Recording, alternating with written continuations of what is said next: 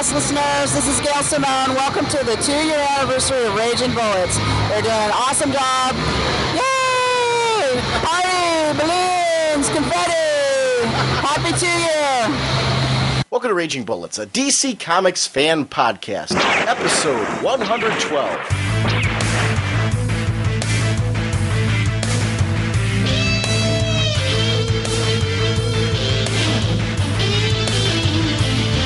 Welcome to Raging Bullets. I am Sean Whalen, Dr. Norge on the CGS forums, and I'm joined as always by my co-host Jim for Get Dinosaur Island. For weeks I was positive that the center was using my colon as a source for its invasion of Earth. So says the sensei of the Whatnot Segulin. How's it going? You weren't expecting that, were you? Not at all. Not at all. I was trying to think of something that would be tied into our fact that we're doing the New Frontier, because this is our 2-year anniversary show that we're celebrating. Our 2-year anniversary was actually March 22nd, but I've been saving this one up because I really want to do something big. And with your health issues and various personal issues, we got pushed back a couple episodes on when I wanted to do this. And I knew I wanted to change our numbering because it's 2 years. I'm really proud of the fact that we've done 112 recordings at this point, which is, I think it's a massive undertaking considering the content we put on there. I'm proud of the work that we've done. I'm proud of our listeners, and thank our listeners for sticking with us for 2 years like this. Do not panic. We did not lose 47 episodes. For newer listeners of the show, we had 2 years of multiple recordings that were labeled Part A, B through Q, Alpha, Omega, whatever you want to call them, when they were actually completely unique recordings every time. So this is our 112th recording, and we decided to relabel the show to designate how many episode numbers we've actually had. Because I'm proud of that. 112 recordings, that's impressive. Something that I'm proud of. I'm proud of the work that Jim and I have both done. I've enjoyed, God, can you believe we've done this? 112 times we've done this together. And I'll be honest with you, all the joking around on the show, doing this with you has been a pure pleasure. Watching your journey from being basically non-fan. You were a casual fan for years and then walked away completely. And then when I brought you into this, you were not a comic fan at the time. You were not reading anything. And you had been mostly a Marvel fan with a few exceptions that you dabbled in DC. And to have you now like this full-blown psychopathic DC fan, it's an amazing journey, especially when you bring in books that you're reading before I am, or books that I completely missed that you picked up. And I'm like, dude, where'd you get that? This has been a really nice journey for me. So thank you, Jim, for coming on this crazy ride with me for 2 whole years now. Dude, man, this has just been the most fun I've had probably, I'm going to throw out an ever, really. This has been a true joy to do this. Sometimes we got the late nights where we're reading and doing notes, and we're in your room here recording and till like midnight, 1 o'clock, and I'm barely awake. But wait, both of us fighting to stay coherent. But I want to thank you all. And, I've already thanked you, Jim. You as listeners, some of you have been around since the beginning. Some of you have come around just recently. Whatever time you jumped on board our show, we have been very fortunate in the fan support and listener support we've gotten on the show. We try to produce a podcast that has a wider appeal, considering that we are kind of taking a single company and trying to focus on it. We are proud members of the Comics Podcast Network and the League of Comic Book Podcasts. I also want to once again give a shout out to the Hero Initiative. The Hero Initiative creates a financial safety net for yesterday's creators who need emergency medical aid, financial support for the essentials of life, and an avenue back into paying work. It's a chance for all of us to give something back to the people who have given us so much enjoyment. For more information, visit www.heroinitiative.org or call 310-909-7809. And there is a handy-dandy link on ragingbullets.com that will take you right to their PayPal, even if it's just a couple bucks. Every little bit helps. If we're all doing it, it all adds up. So please consider donating to the Hero Initiative, because it's a wonderful program and it's our chance to kind of give something back to this wonderful artistic form. I want to shout out our sponsor, DCBService.com and InStockTrades.com. DCBService.com has Trinity, the new weekly series from DC, currently is ready for pre-order, Jim.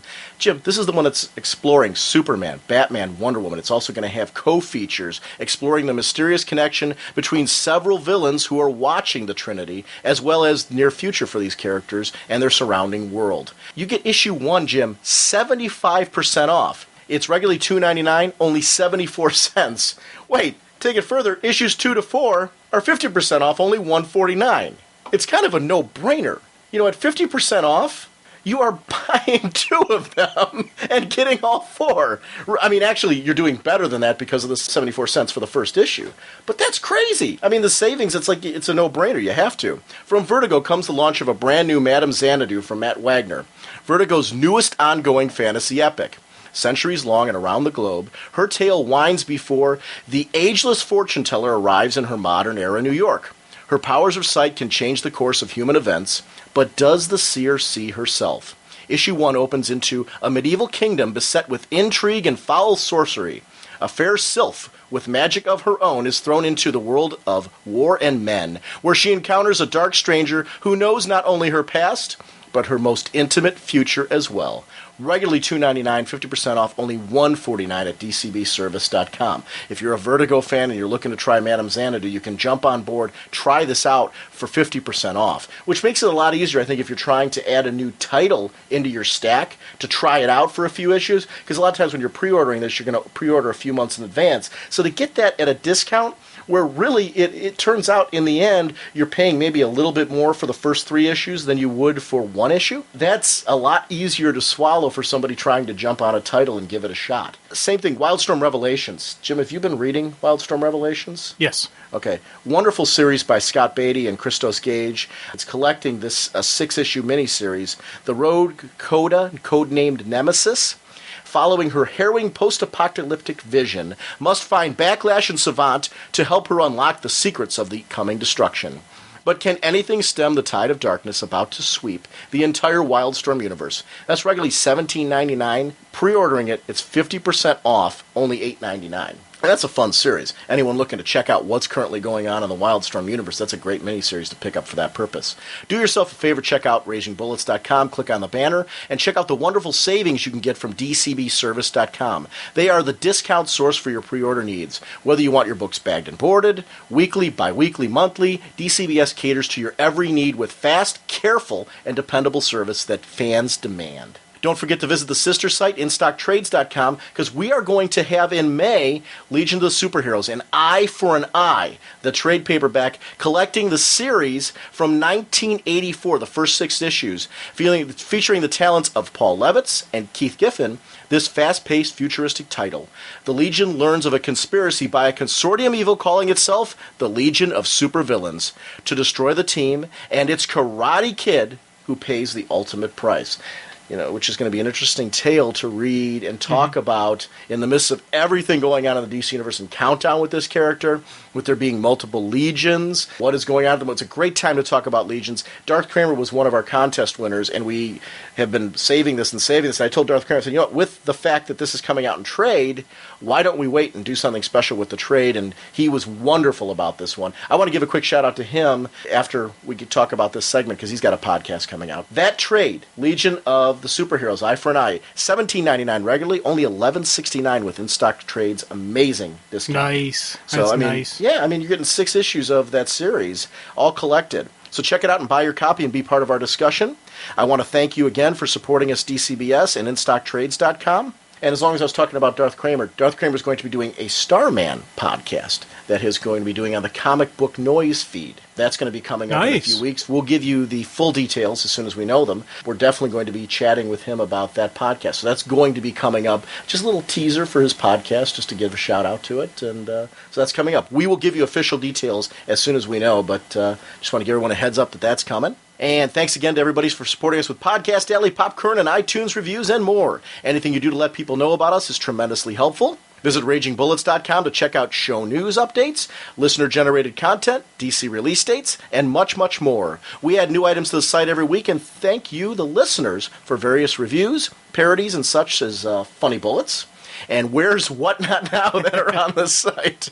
If you have something you'd like to have published on the site or an email and audio comment for the show, send them to ragingbullets@gmail.com. We love having you a part of our show. Jim, what is Top Bullets? Because we want to get back to that actually with April's books for May. Now that we're back to weekly, there's no reason why we can't do a Top Bullets segment in May. So for April's books, we want to know. Go ahead.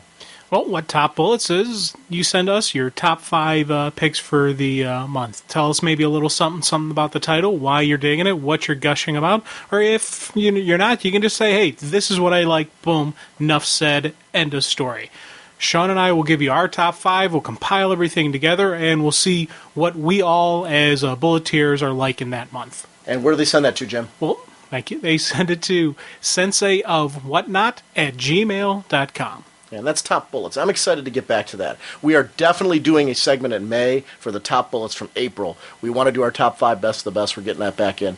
The fact that you and I went to these less than weekly releases has been one of the reasons we've been struggling to fit that segment back in, and we are definitely doing it again in May.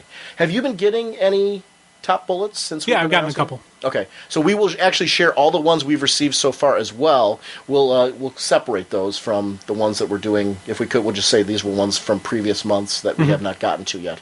But April books, we definitely want you. So this is a big shout out. Get your thoughts in there. What are your top 5? Even just send in 1 or 2. Let us know. I have gotten a couple where people are just throwing out their order. They're not really typing out lengthy comments or whatnot about it. Feel free to do that as well. If there's a title that everyone is constantly saying, that's definitely one that we'll be reading some comments from and whatnot. So Yeah. if you don't have the gift for gab like us and you just want to just say, this is what I'm liking, send that in. That's cool too. Yeah, don't worry, we'll talk. Yeah. As you well know. Jim, what kind of podcast are we? Well, we are a spoiler podcast. We go in depth in a plotline, story twists, and whatnots of the comics we're reviewing. So if we're going over something you haven't read, you may want to come back later so you can better enjoy the show.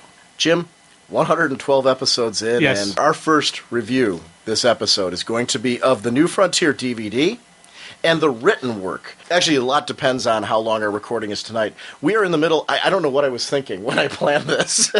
This is the Wednesday. We're leaving for New York on Friday, which means tomorrow night we've got to pack. I've got over 25 pages of notes on New Frontier.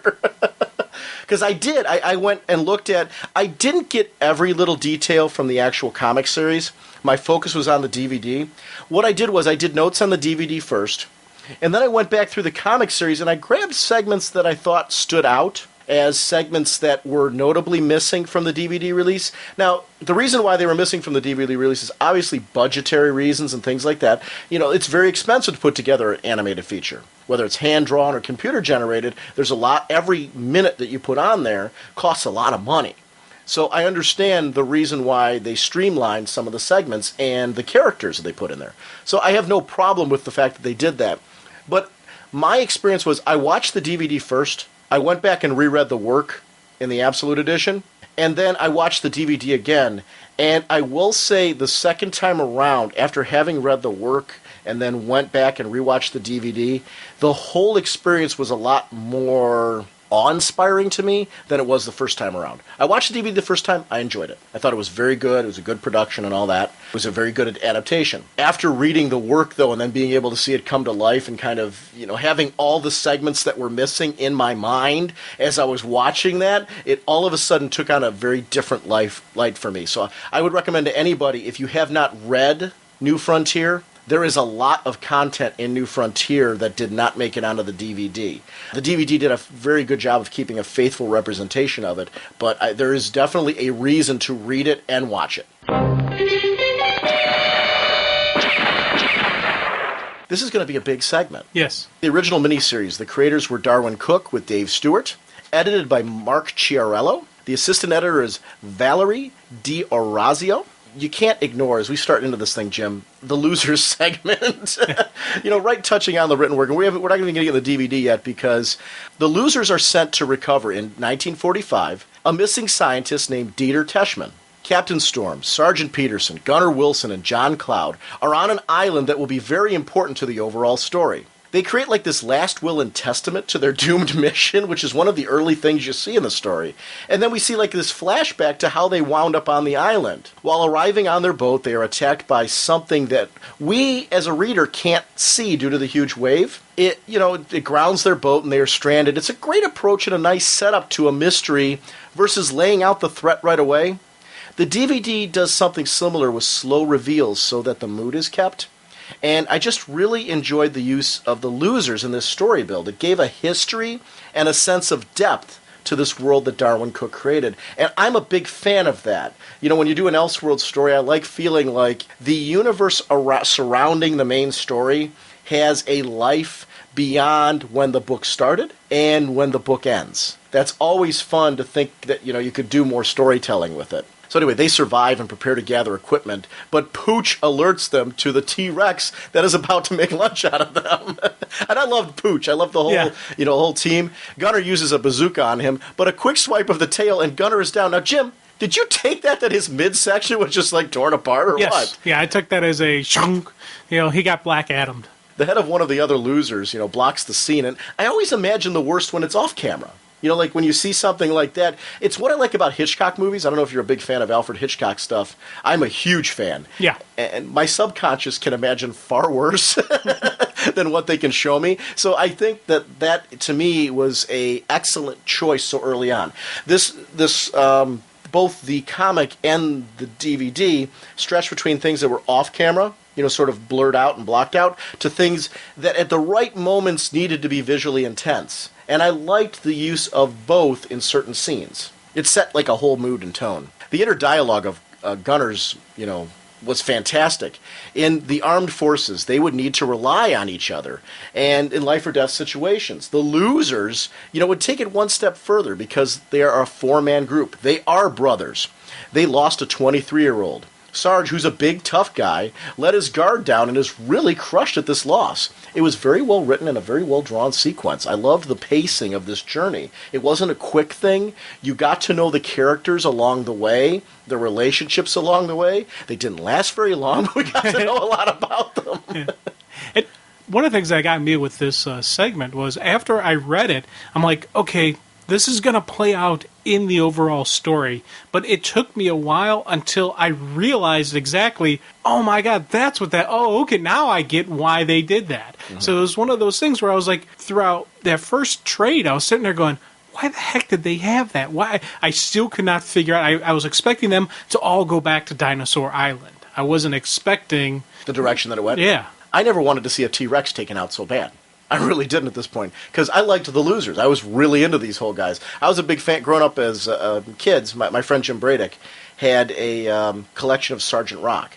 I never collected Sergeant Rock because I had no budget to speak of. I was a Batman fan, and I was doing that kind of thing. So I got to read through his Sergeant Rocks whenever I was over at his house. So this reminded me of those type of stories that I really enjoyed, and that kind of camaraderie. So I was geeking out over this. The losers come across a camp, and it's pretty decked out considering the island. There's this barbed wire perimeter, some heavy machine guns, a cave with ammo and rations, and a really great one page showing them looking on as the pterodactyls fly by, following morning. By God, is right. That would be breathtaking and scary, dude. Yeah. The captain's wooden leg is revealed the hard way as they climb the cliffs, drawn by the sound of Sarge's bazooka fire, because Sarge snapped. The death of Gunner really, took him out at that point. The leg's broken apart, and the end result leaves the death of all the losers except for Cloud.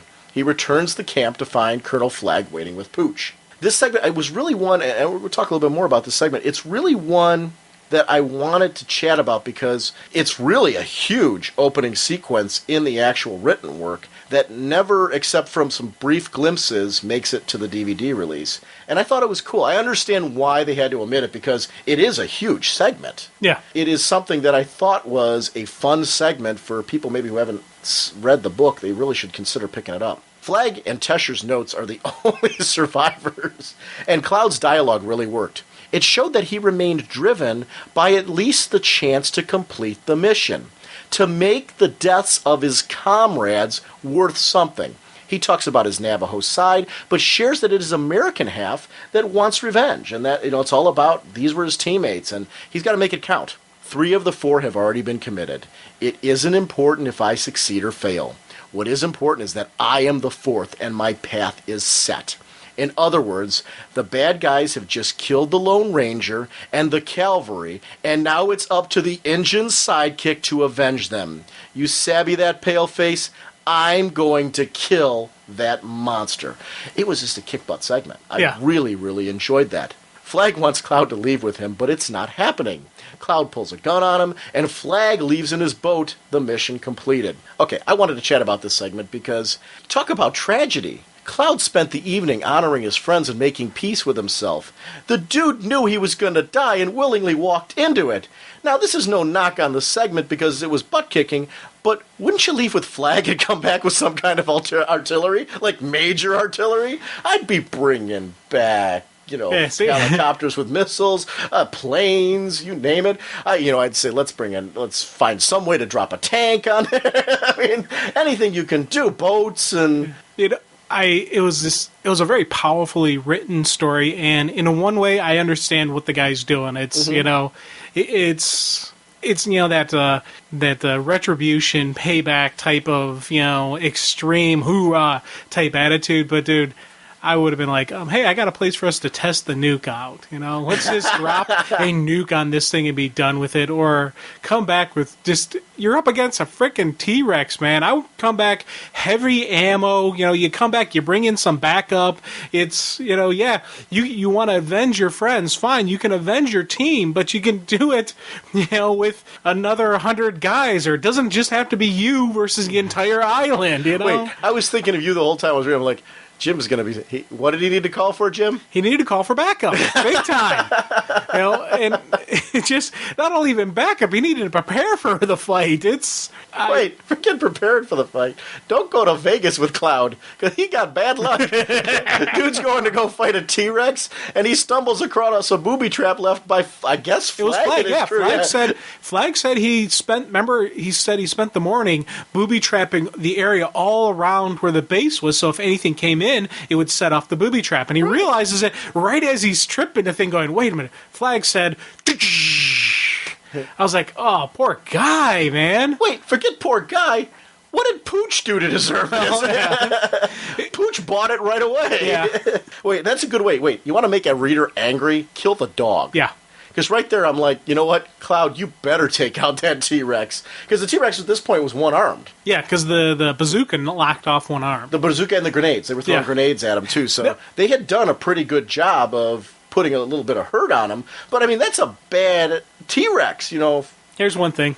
I was going to kind of let this go, but I just can't. Okay. Dude, a bazooka would have just completely shredded that thing. Well, these are giant. They're coming from the center. Yeah. The pterodactyls have been identified in the series. They're something more than your traditional. They look like traditional pterodactyls. The T-Rex looks like a traditional T-Rex, but these were created by the center. These are not like out of time. It's not our T-Rex. Okay, see now that that I'm cool with then, because I tell you, the bazooka would have just completely shredded that thing, because they're not. A T-Rex probably had a thicker skin, but it didn't have body armor. Right.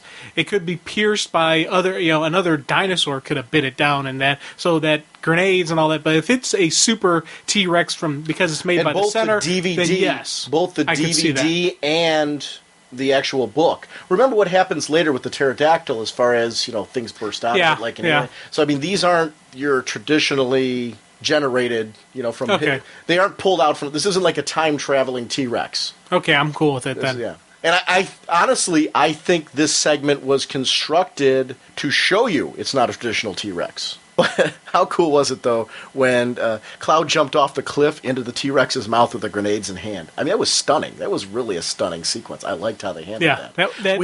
We do get to see that on the DVD release, but it's not Cloud that does it. So it's interesting to see how that happens. Some other things before we get into the actual DVD chat. 1948, Edwards Air Force Base. Young Hal meets Chuck Yeager. And I liked that segment because it was great, because it was important for us comic fans with a connection to him, because he has this sense of wonder we get when we're reading a good comic. Or when we meet a comic creator legend, or, this just feeling of heroic awe.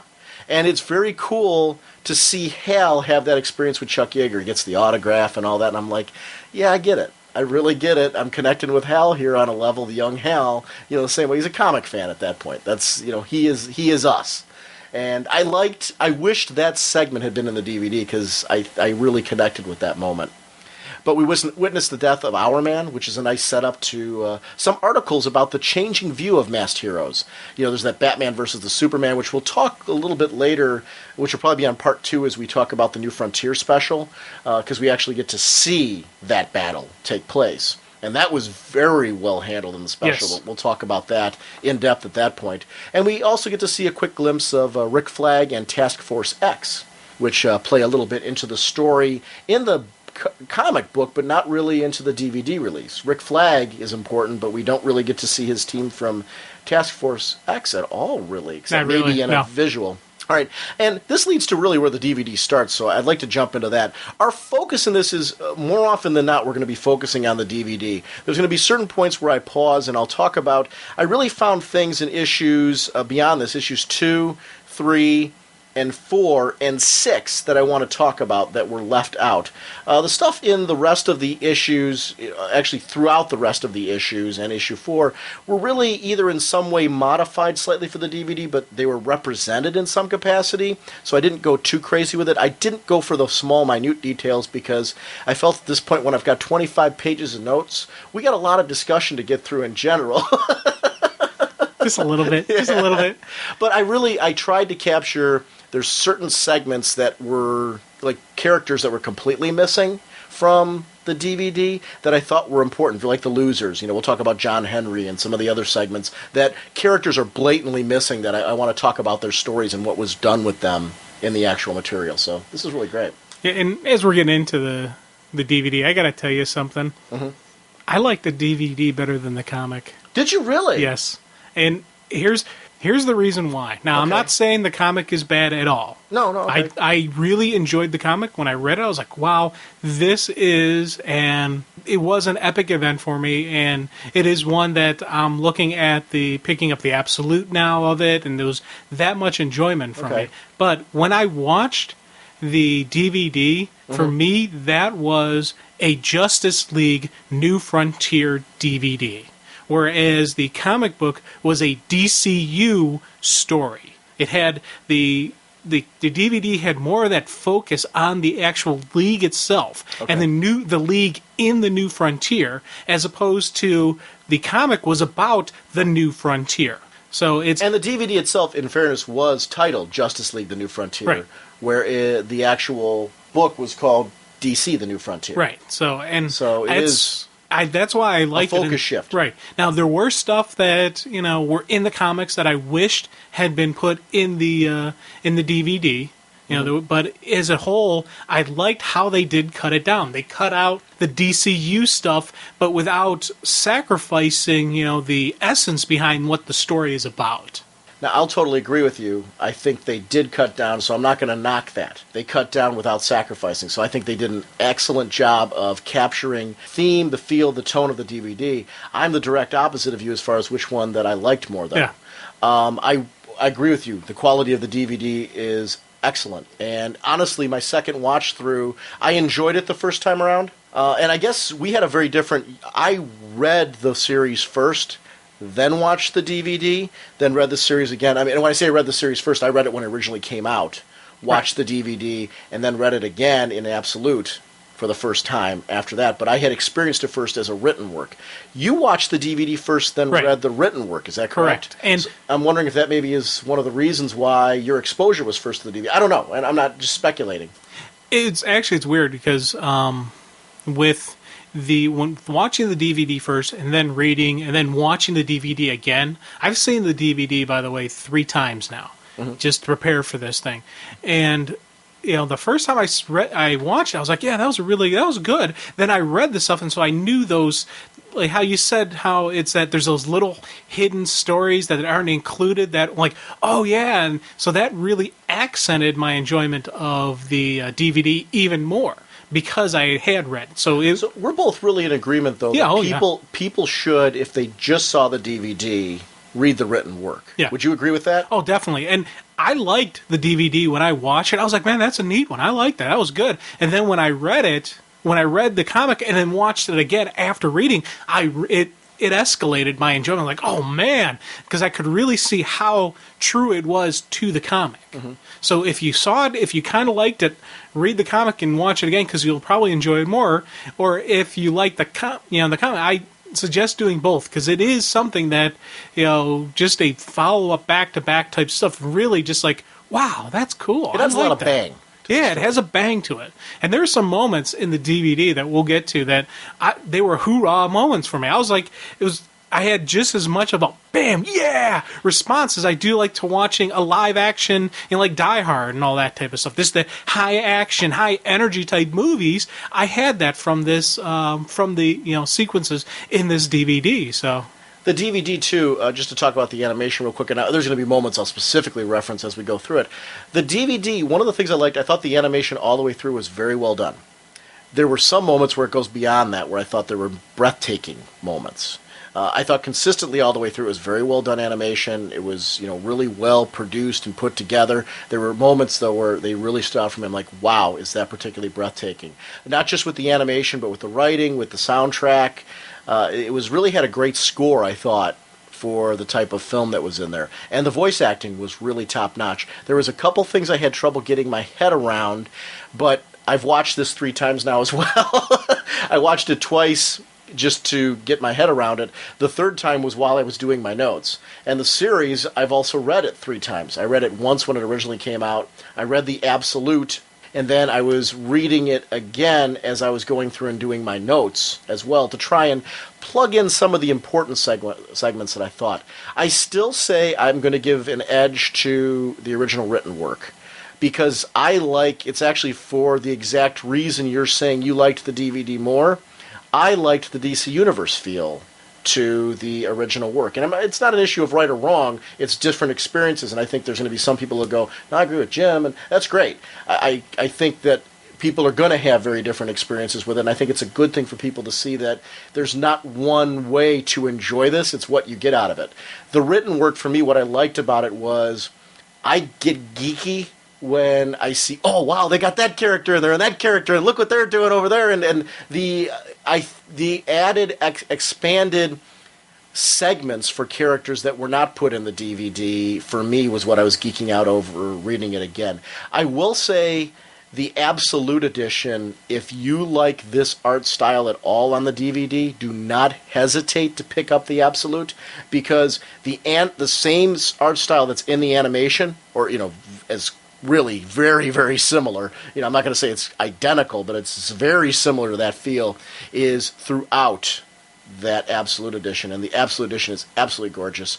There is a lot of extra material, including anecdotes by Darwin Cook that are in there where he talks about individual segments and choices he's made and things like that. I can't recommend the Absolute enough to pick up on this one if you liked it at all.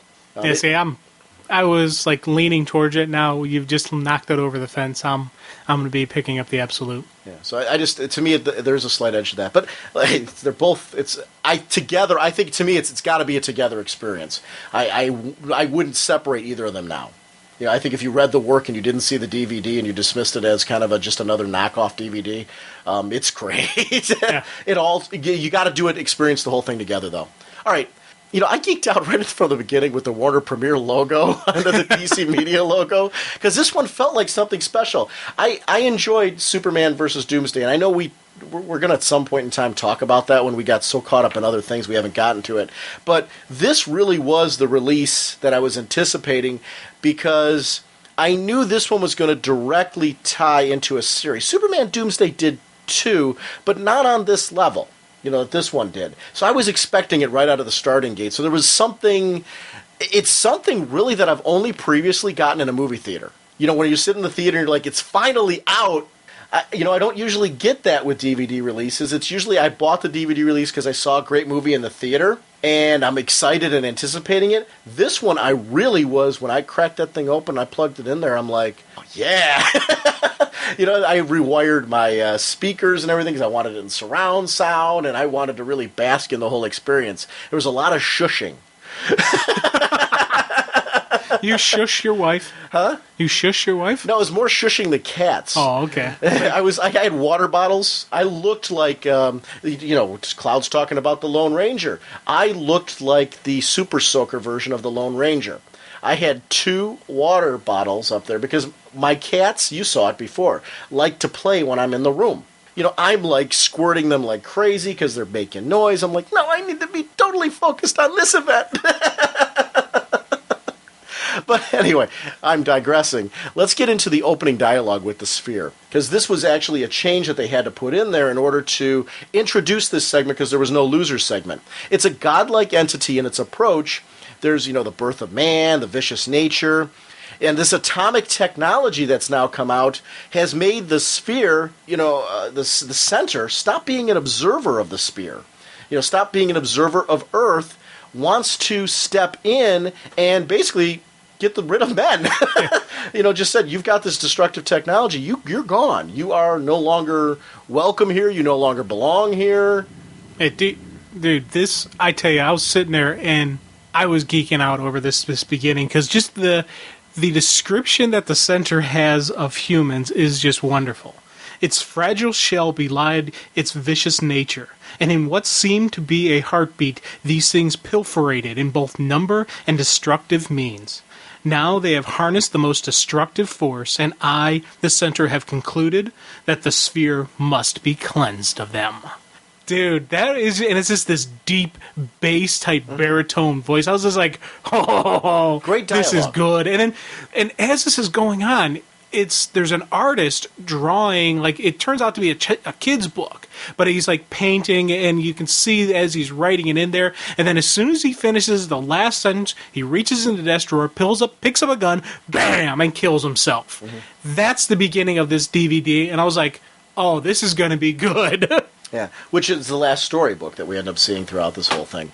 The opening credits reminded me of the 50s, 60s TV and film. In its presentation and the way that they flowed and everything, which is great because it had to have that classic style to it to set the mood and the atmosphere that this is an era, this is a period piece that they're putting in there, and I really enjoyed that. Basically, this is a setup to the state of the country. Masked vigilantes are assumed to be hiding something. I love the music with the mood and the tone of the era, and it kicks right from that into Korea, July 27th, 1953. Here, one quick thing. Sure, going back on please. with the opening credits when they're flashing stuff, the first time I was through, I was a little confused as to what is going on in the what's going on in the world at this time, because the way they told the story, it looked beautifully. I liked how I was really impressed with the kind of flashing it was doing, and I was like, oh, this looks kind of cool. And it didn't take me long to figure out what exactly happened, but when I read the comic and saw exactly how they laid it out in the comic, this is one of the segments I wish they would have just spent like half a minute or a minute, just a little bit more detail, maybe flash up more of the news articles that show the JSA quitting or show Our Man dying and all that, because if you know the story, the tone with in the actual, if you know the story, it makes sense and it looks awesome. But when I first saw this, I didn't know the story, so I was like, I kind of guessed it. I was like, wait, are they saying that they're bad guys? And it lets you know immediately. And Our Man died. We should talk about that. In the actual comic, Our Man died because he refused to unmask, but he wanted to stay active, very similar to what Batman does. But in Our Man's case, it went wrong because he was being chased and died in the process. Yeah, it reminded me a lot of Watchmen, with how the heroes were told to sign the oath of allegiance or retire, and Rorschach told them to go pound salt, and he's like, I'm not doing it. But it was that same type of style, and as I said, cinematography wise, it was really cool, but it just needed just one more little clip in there or something. That's interesting, because that's something I can't experience because I had read it first. Yeah. So I knew walking right in what the era was like. That's interesting. You're right. That wouldn't be... And they told the story quick enough that I wasn't confused for long.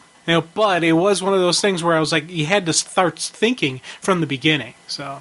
Korea, July 27, 1953. Lois Lane is talking about the ceasefire. I'm a big fan of heroes and supporting cast popping out of the page. Kira Sedgwick did a great job of capturing the Lois Lane voice that kind of fits this original work for me. I really thought that was good casting. She sounded like Lois Lane. The aircraft scenes with Morgan and Jones were very well animated. They were nice and smooth. And I think what I'm enjoying most about this release is the care to make it as close to the comic as possible while animating it. It really did feel like, I talked about, Sin City when that came out. Sin City was one of those movies that you could pause it and actually pick out panels from the comic book. Which, to me, that was, it's a completely different level because you're taking live action now and making it look like comic panels. That was impressive. In this case, there were periods where you could easily pause it, and, lots of periods where you could easily pause it and clearly pick out segments from the book. And that was important, I think, especially in the hand-drawn animation, to give the comic fans and a new viewer to this whole thing that feel to it. Especially when Hal's Dream of the Stars are cut short by this excellent combat sequence. I've seen so much great animation that my standards on what I expect are pretty high on animated films. I'm a big fan of Disney, and I'm talking about the theatrical Disney releases. I'm a big fan of anime, things like that. I like animation in general. I tend to gravitate towards it. And they're competing now with computer animation. So forget competing with hand-drawn animation. They're competing with computer animation now. And I think it's important to note because nowadays, with the tough competition in the marketplace, this could stand tall as, it could be in a video game as a cutscene and nobody would, say boo about it. It's that quality of animation. The artistic team did a great job putting together exciting scenes. The controversy about violence in this whole thing. This is a PG-13 film. There's a Saturday morning cartoon release, all the time for DC. There's a new Brave and the Bold series coming up with Batman, which I'm really excited about. That's going to be a family program where I'm going to get something out of it. Kids are going to get something out of it. The Batman series has that. Teen Titans had that. Yeah. Legion of the Superheroes has that. I didn't want this to be that. This is supposed to be based on the comics work. And they captured the mood. They didn't take something in the comic and add more violence to it. They captured the mood that was set in the original comic work. I applaud them for going a PG-13 route on this one because the most violent segments are in the later battles, and they were drawn like that. I know, and this, it's weird. I have really, really mixed feelings with Hal regarding In the War because on one hand, I really applaud somebody who could stick to their convictions and not kill, but you're in war, and war is a nasty thing, and you have to kill. It's one of those things where I wish you could say you could get through an entire war without killing. That's just not realistic. There's no way a pilot would if they sent him up the first time and he didn't use his guns, there wouldn't be a second time. They wouldn't, because the main thing when you're up there in the air, it's your wingman, or maybe if you're in a squadron, your squadron. If there's one person on the team not fighting, not shooting, not doing what they can, you put everybody's lives in risk. And the military would not take that chance. He would be grounded after the first time. Especially once they asked him, hey, why didn't you shoot? Did you have problems with things? Like, well, I don't believe in it. Okay, you're grounded. That it would have been boom, over like that. Now, I understand why they did it in a story, and later on, when we start talking about with him getting the ring, I basically do a complete 180 of what I'm saying right now. And he's called on it multiple times. So, it isn't something like they just kind of brush over and he gets patted on the back for it. They actually do call him on it multiple times throughout this whole thing. I know, and I like that in comic and in the thing where he's basically branded a coward for not fighting, but it's the main thing I have is there wouldn't have been a second time of him in the air. See, the first time he doesn't pull the trigger, they wouldn't have given him a second shot. And I 100% agree with you.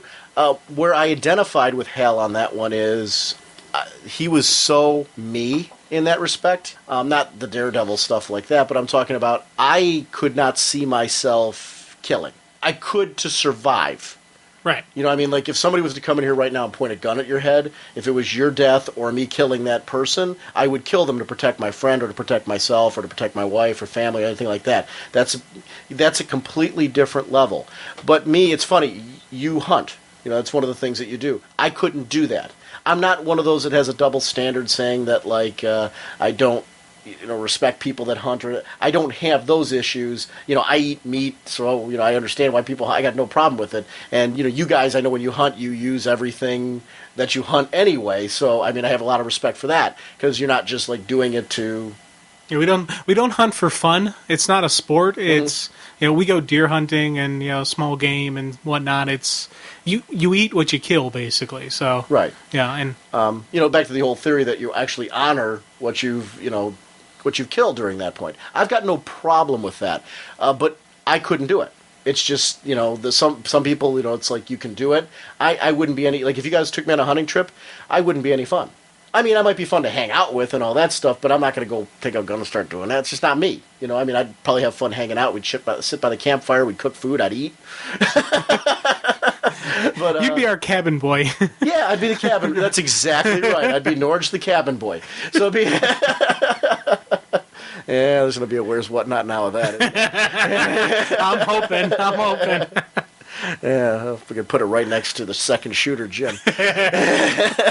But it's just, I think that's where I got Hal. I would be grounded in that type of thing because I would not fit into that category. At least I think. I've never been in the situation where I've been in war. I think there's people who are probably like me that serve their country and end up crossing that line. So I can't honestly say I wouldn't do that if I was serving my country because I'm a big believer that soldiers, they're serving their country. They're defending their country. So it goes back to that self-defense thing.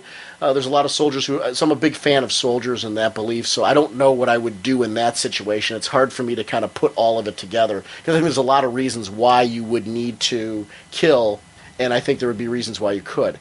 I do find myself being more sympathetic to Hal because I get it. Yet I can see your side of it where you're sitting and saying, I'm glad they chastised him on the whole thing. Yeah. I'm like, okay, I get that too. So I do see the whole thing on it. It was I think what I'm sharing here is the whole thing was just very realistic to me because it made me think about when would it be okay in my mind to kill? When could I do it? I'm pretty open-minded to seeing all the other aspects of it, but you talk about your own personal decisions on it, and I would probably be more like Hal. Yeah. And that type of thing. So it was an interesting story. It's really, he's forced to eject during the gunplay, and this leads him to parachute face-to-face with a Korean soldier. And it's an important plot point here because this continues the story you're talking about. It leads to his journey of self-discovery. The soldier comes at him with a knife. Hal tries desperately to let him know the war is done, and he has to blow the guy's head off. It's him or Hal. And now, where the scene worked for me is that it's traumatic. We see Hal facing the consequences with it on his psyche throughout the film. It just doesn't end here. And that was great because it wasn't just violence for no reason. It served a purpose. And it was off. It's funny, it was another choice that was done mostly off camera because we see the blood splatter on Hal's face versus seeing the end result of what happened to the soldier.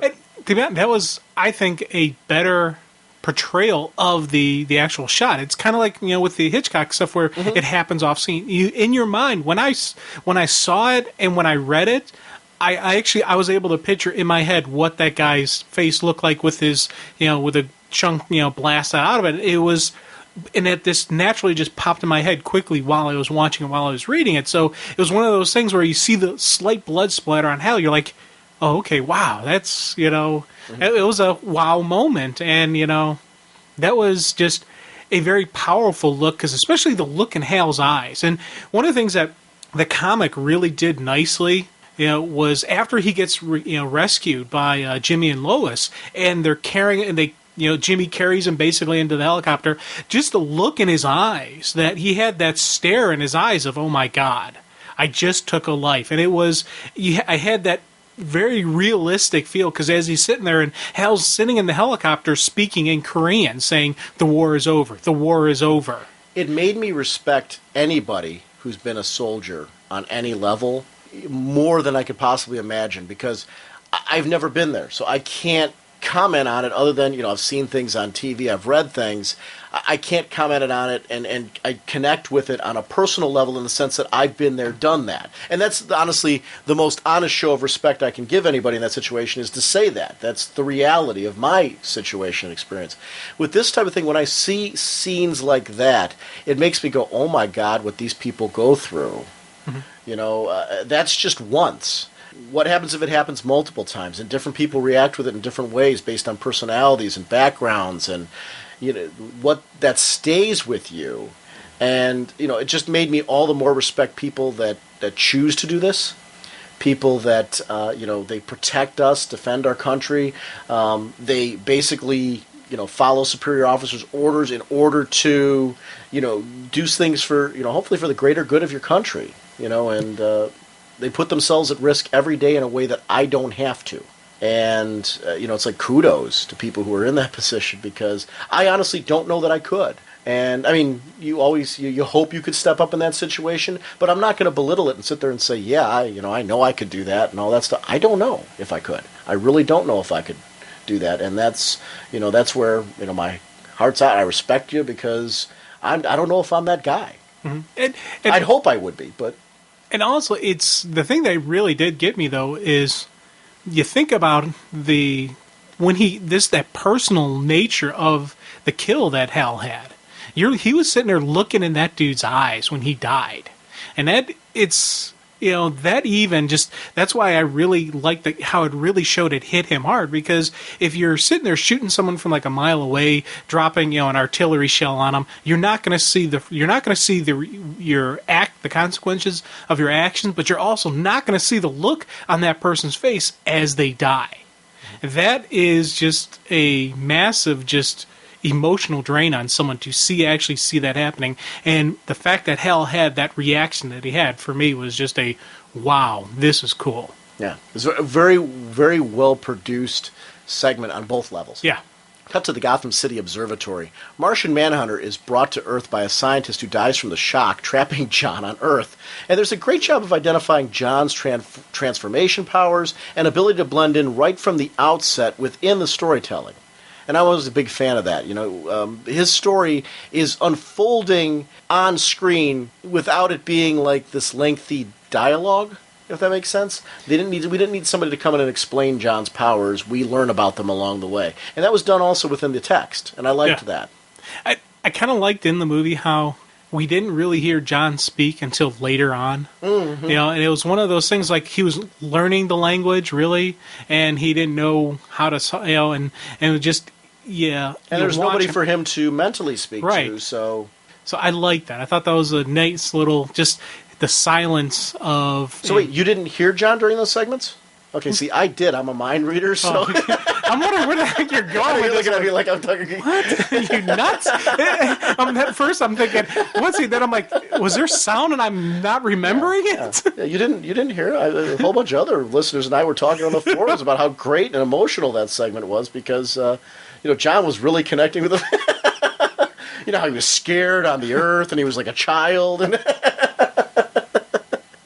You're number one, pal. You're number one right here. You're number one, man. Yeah, no, I agree with you. I think it was a good choice to keep that silent and kind of do a slow reveal with him. Yeah. I enjoyed that. We head to 1954 Indochina. This was, to me, a fantastic segment because I really liked the artwork on Superman. The black around the red S shield for his look was something I really enjoyed. His whole color scheme honored the roots of the character while setting him in the 50s. I liked this classic Fleischer style from the... Do you ever remember the Fleischer cartoons? Yeah. Yeah, I loved those cartoons. I still think to this day the Fleischer cartoons stand as quality cartoons. If you haven't picked them up, they are so cheap. You can find them anywhere, on the internet. You can find them at stores. The Max Fleischer cartoons really were ahead of their time in the animation quality and overall tone and feel. So pick those up if you didn't. But it had that style as he was flying in. I'm like, oh yeah, this is what I want from Superman on an animated film. He looks cool. Yeah, and I tell you, this was probably one of, if not my favorite segments in both the comic and the movie. you'd really just, not only just the look of how Soup looked, just the portrayal of Diana was just absolutely spot on. She was a little taller than Cal, and she had that stronger Amazonian appearance, which was something I appreciated more than I expected. While I enjoy a sex return, I actually, I'm enjoying the way she's drawn now. I really am into that. It fit this story presentation because she had a very strong appearance that kept it alive. It fit the era and the tone and the mood they were setting. So I'm a fan of multiple versions of Diana that fit Elseworlds and different stories and things. And this was a great interpretation because she was very strong and very powerful in her presence in a way that you would believe that the world would respect her standing next to Superman because she, like I said, she's a little bigger, a little taller, a little, and it was, she was a little bit more manly, if you want to call it, but she still but she had a sexy that appeal she still, to yeah, it. she still had that sexiness to her and still looked good. So it was, It was really a balance that was kept within that I was very impressed with, and I didn't expect to like that style for Diana because I'm a fan of the current way she's drawn and handled and everything. I think it's great.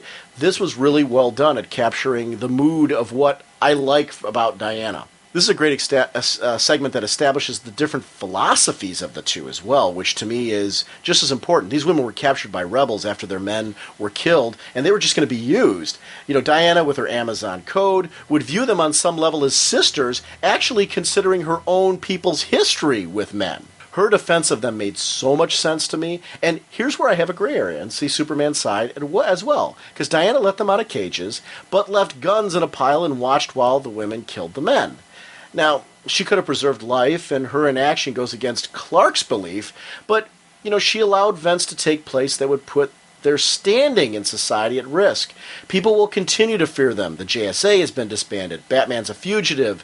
They signed oaths to prevent this, and I liked how deep this got because I don't know in this segment if I was more on one side than the other, or I was just enjoying the journey of different philosophies and got to see very strong presentations of both viewpoints where I was like, okay, she makes sense, he makes sense, I'm enjoying this journey. I could really debate with them for hours over pros and cons. I mean, if I was killed, my wife was caged to be used by men, if she got out, I would feel she was completely justified in payback.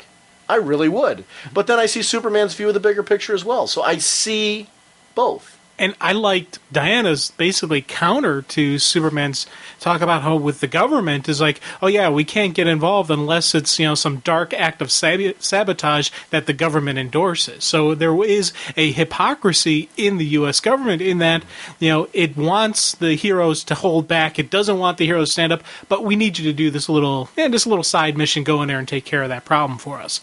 I like the fact that Diana she's like, you can't say you can't act unless we tell you it's okay. It's either you act or you don't act. And it's the part of the, the Amazonian code. There is the right, there is the wrong. There's no gray area for her. And Clark, she's trying to cut through the hypocrisy. Right. She's trying to cut through the contradiction. She's trying to cut through the paranoia. And Clark is in his own way, too. They're both striving for the same goals, but in very different ways that don't mesh.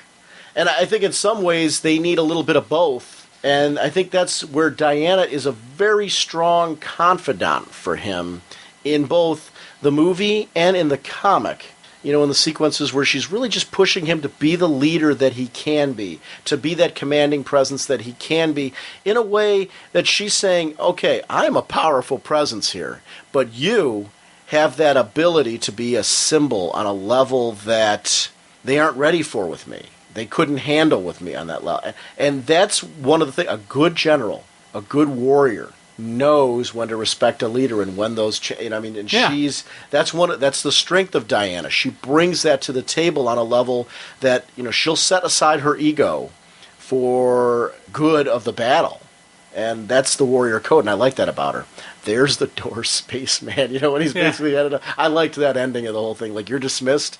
And very few people could look at Superman and make that kind of move. It's a ballsy move. I was impressed. It fit too as well. Oh, and sure, I loved how they went after Clark leaves, all the women are like, yeah, because they basically probably didn't understand a single word between the two of them. All they know is this powerful female who freed them, gave them the chance for vengeance, just kicked this guy out of the cabin without, so much as a how do you do. That I was like, what if I was there, I'd be like, yeah, that's right. That was cool. That was men stink. Yeah.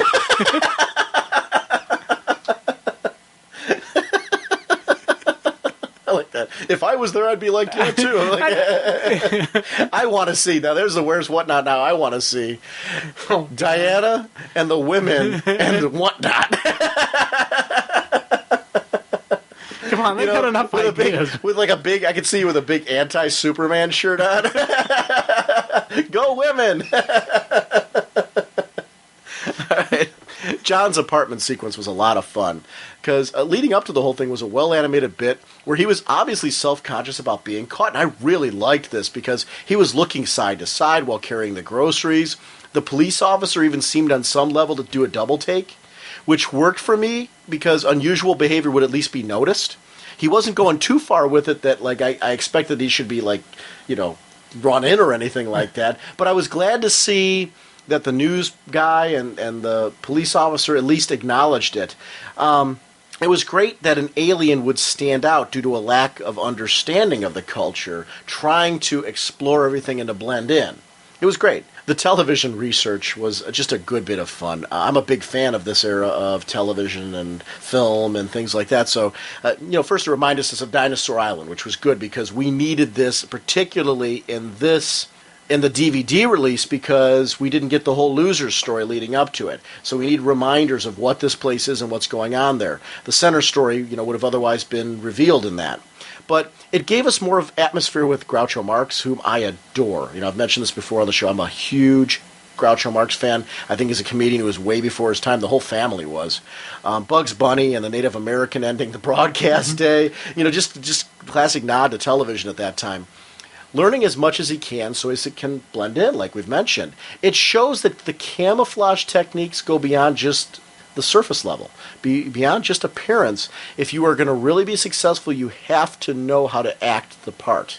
And I really liked that little bit of depth, that sense of that there's more to it than that. It added a layer to this character and what he actually does. Well-written Martian Manhunter, he's a very cool character. There's some writers where they get him and make me excited about him. There's other writers where I get kind of cold to the Martian Manhunter. I can't connect with this character.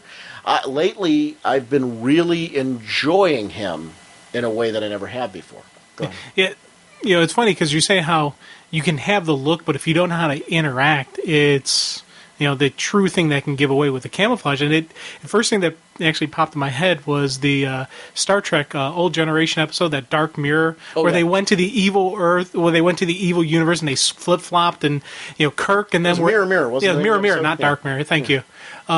The good guys were able to blend into the bad guys' world, but the bad guys were quickly discovered because, yes, they looked like them, but they couldn't act like Kirk. They couldn't act like Uhura and Chekhov.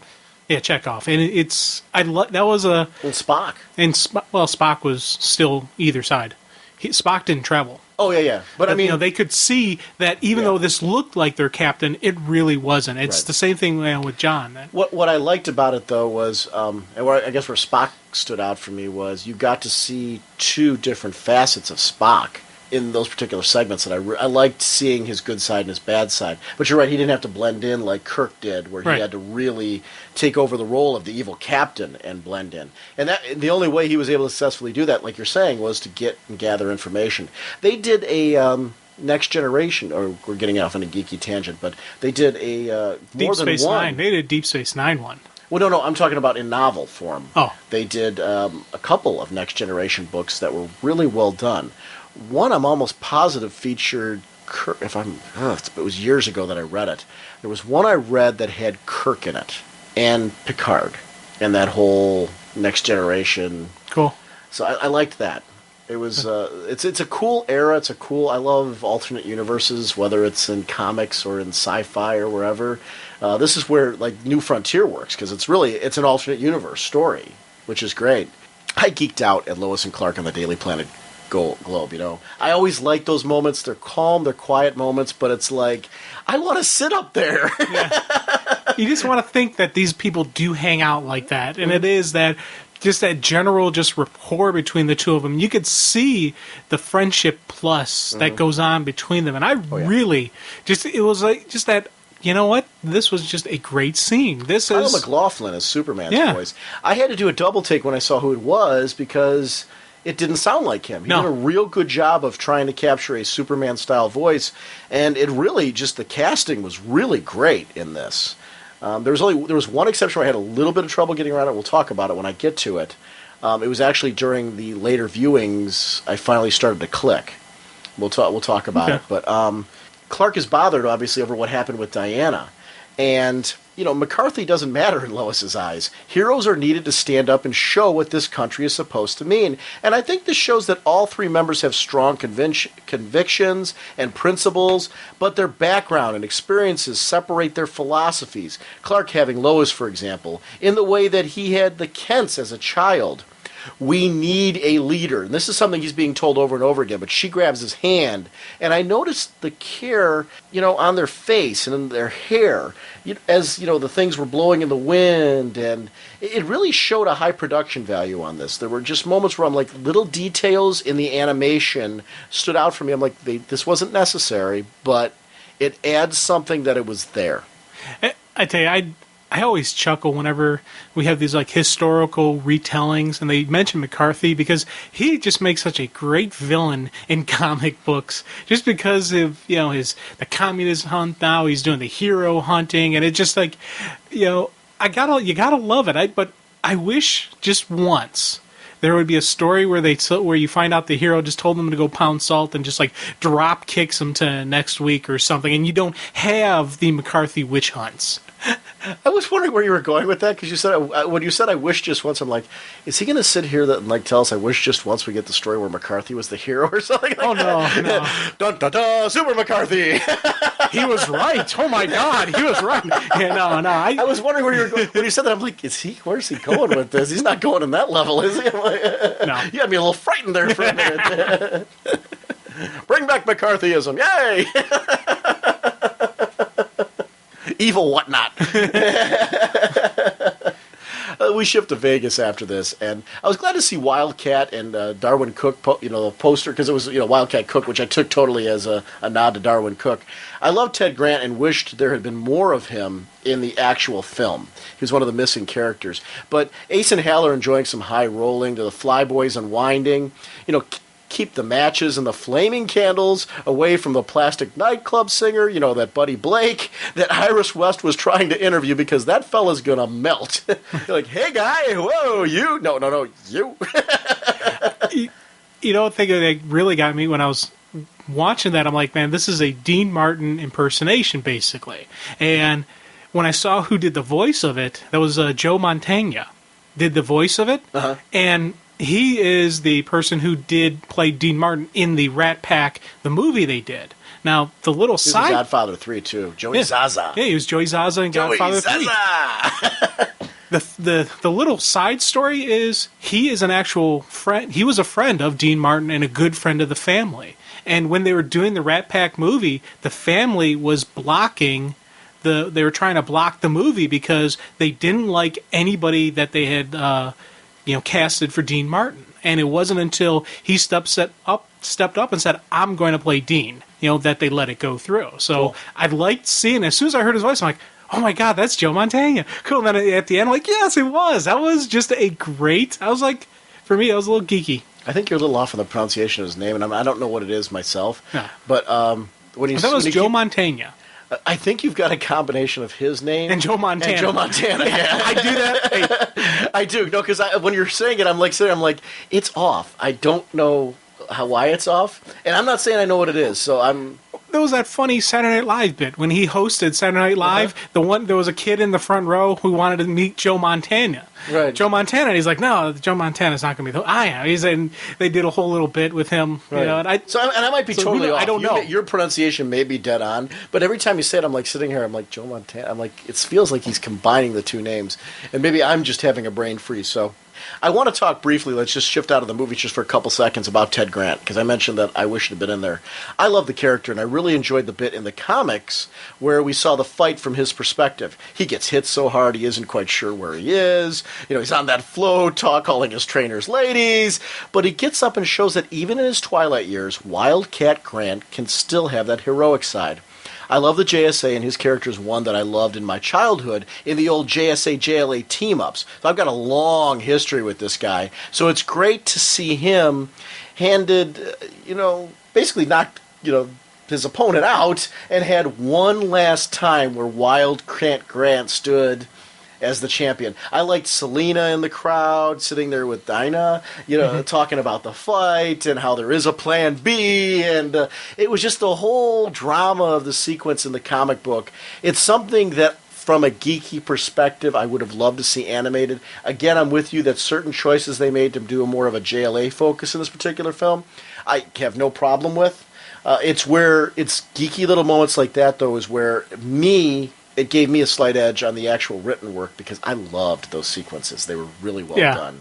Oh, dude, I gotta completely agree. And there's even some stuff later on where, in the comic that has Ted that actually even furthers some of the storyline that we're about to get to in a minute. But it was a cool moment. Barry Allen is catching the flight when Iris calls to check in. Of course, Captain Cold arrives, and this causes Barry to leap into action. And I really liked the sense of speed and the animation effects used with his powers. You want to believe he brings something intense to this situation. There's a great deal of care to nail the unique nature of this hero. Okay, did Buddy Blake shatter after being frozen? I took it as yes, that when he fell and... Yeah. Okay, afterwards, do you think that people as a souvenir, when took home a piece of them? Yeah, because, seriously, think about it. When they knock down a building and, people will take a piece of that home. So, wouldn't you? Well, I would, but I'm a bit weird. So am I. I'd keep it locked up in the freezer so it didn't rot or smell funny, I'd take like 4 or 5 pieces and try to put them back together. Oh, hey, look, I made all I need is the ear and I can have the whole head. Wow. Norges, he's got this great frozen puzzle. Dude, we are wrong. But he was asking for it. Yeah. I'll give it to you. But, though... Get back onto the story. Well, that is a story. I know. Buddy Blake shattered. Okay, well, less of the grisly part of the story. Back to more of the cool Flash stuff. And you better be talking about the ring. Well, one, the ring, but also when you're saying how they took effort to really show his speed. I love the scene when you get the sonic boom. He runs out of the city limits. He's in the opening, and then boom! They had that drawing of that big pop out. I was like, ooh, that looked cool. I wanted to see that with a Flash. And I'm a big fan of tiny details, though. The ring was important to me. When he tossed on the ring and you saw the costume pop out, there's moments where that's just done in such a cool way, and this was one of them. It was great to see that just animated and so smooth. I liked that the animation wasn't choppy. It was very smooth, flowy animation all the way through. This did have a really strong set of production values. It's something funny that I realized when I was watching that sequence when the suit popped out of the ring and all, and he put it on. I had this cool moment. Yeah. I remembered back to when we had the Born to Run when we did that. You didn't like the ring. I didn't like the ring. Yeah. I didn't like the costume pop out. Now I geek about it. Yeah. I understand it now, and seeing it, it was that whole geeky moment that I get. Right. Yeah, you get it now. Though. Yeah, I understand now.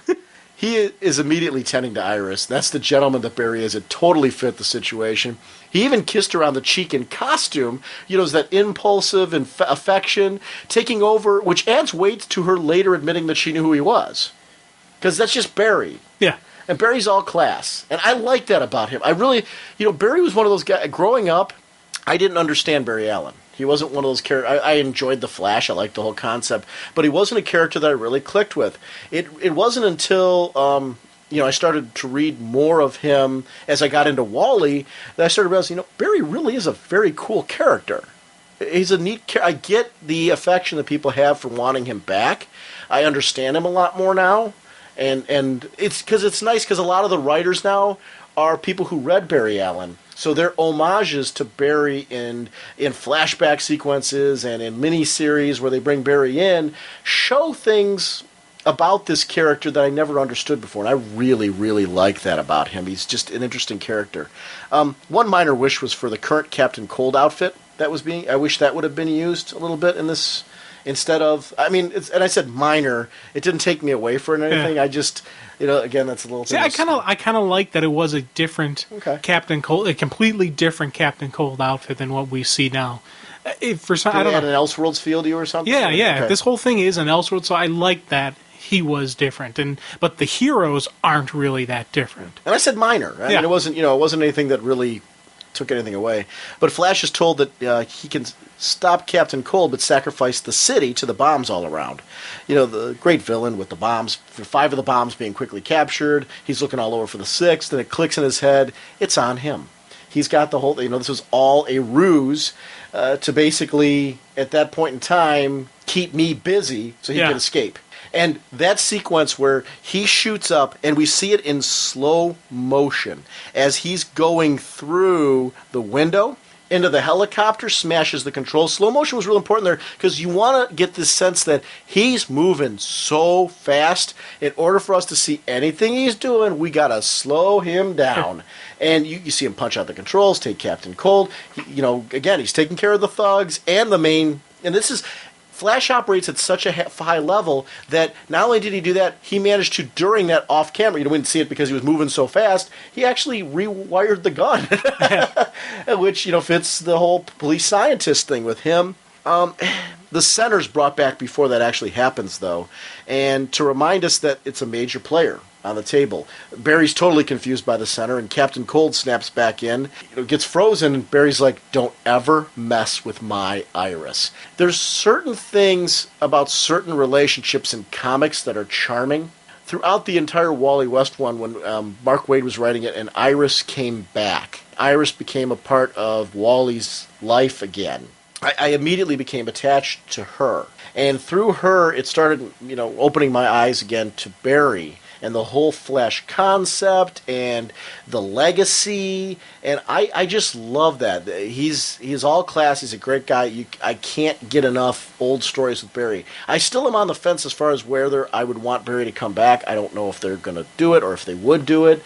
We still don't know. Don't go back to Lightning Saga. Who's in that rod? I see all kinds of possibilities still.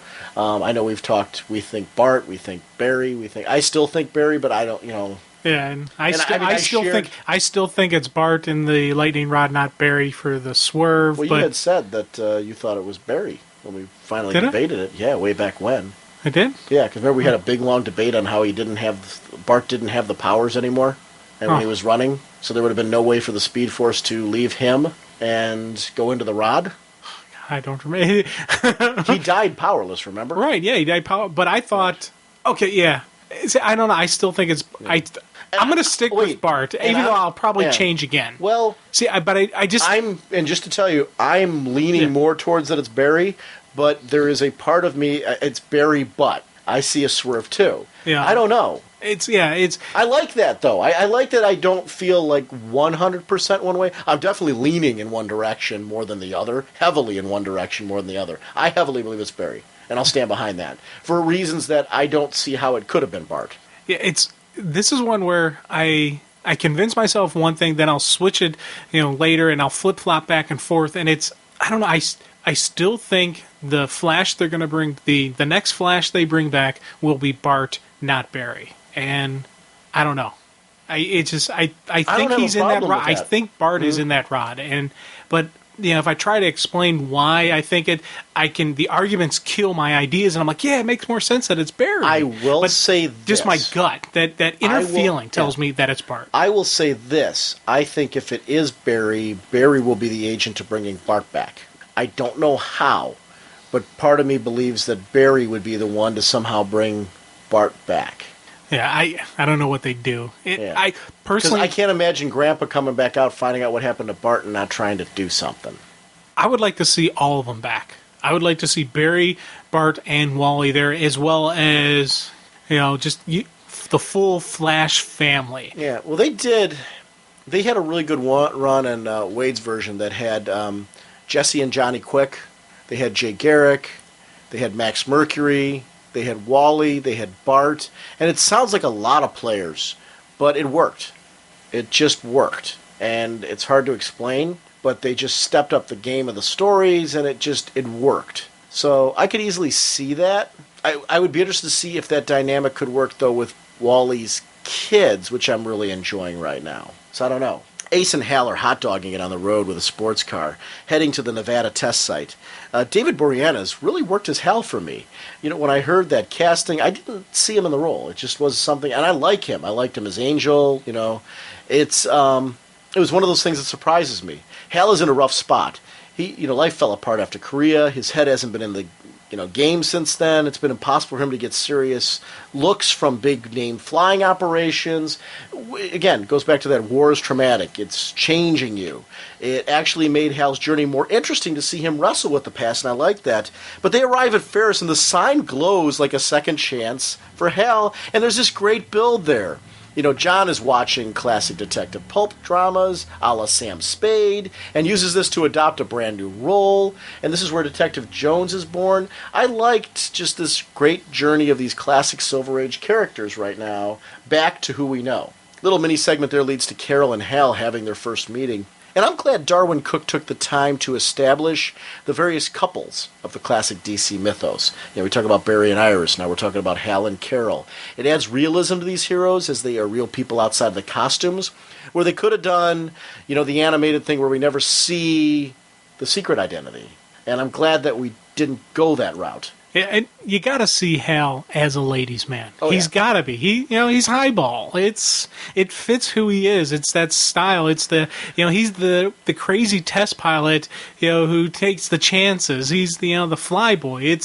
I was like, that sequence, I was like, okay, yeah, man, this is cool. Go for it, Hal. Go, Hal. I was just fit him, and it was a great vibe into who this guy is, especially when you see later on the stuff that he does, to save the day. It's just like, yeah, this is the guy I want as my buddy. This is the guy, I want as a friend. And you say that being a party of the women-hating Amazon. Exactly. The men-hating Amazon. Exactly. So for you to saying this is a guy you want to hang with, that actually says a lot. I know. God. Hal puts his foot in his mouth, questioning the meeting with her over Dad. But he recovers fast using the age compliment. Just was thinking you were a little young to be running Ferris. And, Carol's a strong woman, and I love that character development. Doesn't play into it, makes her, more sexy. It's something interesting about the whole thing. When you've got a character like that, you get why he is drawn to her. Because, she's not as attainable. And she's got that, it's the thrill of the chase, and you get that sexy nature of it. It's, from a guy's standpoint, it worked on a major level. She hires him and he calls for champagne after he reveals his gap in his resume, honestly, about the VA hospital, being in the psych department. And she seemed to respect the fact that he was, upfront about, that this is where he was, and that experience made him sure of what he wanted. And I could see that in an interview that was very realistic, being something that would set you over. Go ahead. Well, I'm going to just throw up a personal reference in that. My last job I actually got fired from the job. It wasn't I decided to part company. No, they came into my office and said, you're done with this company. Goodbye, sensei. And when I started doing my interviews, I was upfront and just open and honest with the people saying, like, so why'd you decide to leave? Well, I didn't actually decide to leave. They fired me. And there was a couple times when I could see the look in the person's eye saying, okay, I'm done with this interview. Goodbye. And after that point in time, it was like I was speaking, in Charlie Brown language. They weren't listening. Exactly. But with the companies where I got the actual job offers from, when I told them that, when I looked them in the eye, I said, hey, I got fired. Now, I disagree with their decision to fire me, but I'm not going to tell you that it's all them and it's not on me. There's some stuff I did, some stuff they did. That there was a look in their face like, wow, this is a straight shooter. This is somebody that I want to hire. So it's the same thing you're saying with Hal, where he was upfront and honest about it. I really like that, saying, yeah, that is a true thing in a real employer that is looking for that type of person. You want that straight shooter. You want that honest hard worker. You, especially with what the project they're looking for Hal to do, you want somebody who's going to be upfront and honest with you and not try to candy coat, sugarcoat what they can and cannot do. I'm waiting for you to say that you want that second shooter. Because I keep waiting for you to slip up and say it. Because it's on the tip of your tongue. I know it is. No, it's not. Because you can't escape it. You know, it's funny. When I hired you, after I found out that you were fired from another podcast, you know, I really appreciated your honesty as well. Honestly, I got to be honest with you. I wasn't listening to you until you told me you were fired from another podcast. Then I found you somehow more interesting. Oh, really? Why did they can you? Oh, dirt. Well, good. Well, in retrospect, you know, the Powerpuff podcast was not the right fit for me. No. You know, Was this like a retrospective of the cartoons? Yeah, the Powerpuff Girls, I probably shouldn't have, you know, tried for that one. I should have gone something more I had more of an understanding with. I would kill after this for a Where's What Not Now with you as the fourth Powerpuff Girl. Why did I pick Powerpuff? The Powerpuff of the Whatnot. Oh, God. She protests that, you know, she's just his boss. They're trying to get back into this segment here. But she protests that she is just his boss. And I liked that sly confident where he just said, not for a couple of weeks. It was cool because it was suave. You know, it was sexy. It was a cool moment. You could tell there was like a flirtation between the two of them the whole time. That it wouldn't take too much for him to be charming enough, and you could tell he was totally drawn and captivated by her either. So I liked that it was an even exchange between the two, of you know, just kind of feeling each other out and both standing their ground. I respect relationships like that where they're, you know, very two-sided, and you can kind of see that they both bring something to the table. So there's something charming about that relationship that I really, really enjoyed. All right, Jim, as we get back into this leads us back to Jones and Slam Bradley. I loved Slam and Catwoman, so I almost said Clatwoman. I loved Slam and Catwoman, so it's great to see him on the big screen. John, you know, has to hide his ability to read minds. He actually gets nervous when Slam calls him on it, not realizing the fortune teller bit was a joke. And this is one of the things I like about shows like Smallville and sci-fi shows in general that are Earth-based. Because aliens or beings with powers like that would have to hide them. Our society would dissect them, fear them, or would subject them to a media blitz that would be counterproductive to any kind of normal life. Now, I know being a superhero is not a normal life, but being able to read minds, change shape, pass through walls, by our standards, is not normal. But I mean freedom. Freedom that we all have to choose our own path, right or wrong. That kind of normalcy would be something that would be foreign to somebody that would be discovered. I would think that would be instantly lost, don't you? Yeah, definitely. And, you know, I tell you, I liked in the movie how it showed he's still, even though John's been hanging around with humans, he's been doing what he's been doing, he still doesn't have a complete sense of what is funny and what is, you know, what it is to be a human, and, you know, the little inside joke, he's like, oh, yeah, ha, ha, ha, ha, you know, and in the comic, we saw that when he was in the movie theater, just watching that sci-fi with the aliens from Mars. And he's just laughing, and everyone's like, "Come on, shh, shh," you know. And he didn't get, you know, he doesn't completely jive with the people. He is still an outsider. He looks like us using his powers, but he still isn't one of us. And that's just an ongoing, reoccurring theme with John. And in the theater, he thought that was all satire. Yeah. You know, that's why he thought there was joy. And he was actually shocked that the people weren't enjoying it the way that he was. Because it was an octopus-looking Martian, and he was just like, this is so ridiculous. Okay, I'm a huge Batman fan, and I love the nod to the Golden Age style of this Batman. You know, it's this great action scene that shows John in awe of this human. You know, a cult is about to sacrifice a child, and John helps Batman, who it seems is about to be overwhelmed. I'm a big fan of stories, like I said before, that reveal the strengths and weaknesses within the story. In John's case, he's holding his own until the fire kicks in, where he's frozen in place with fear. You know, Slam puts out the fire, and we learn that the cult is worshiping the center.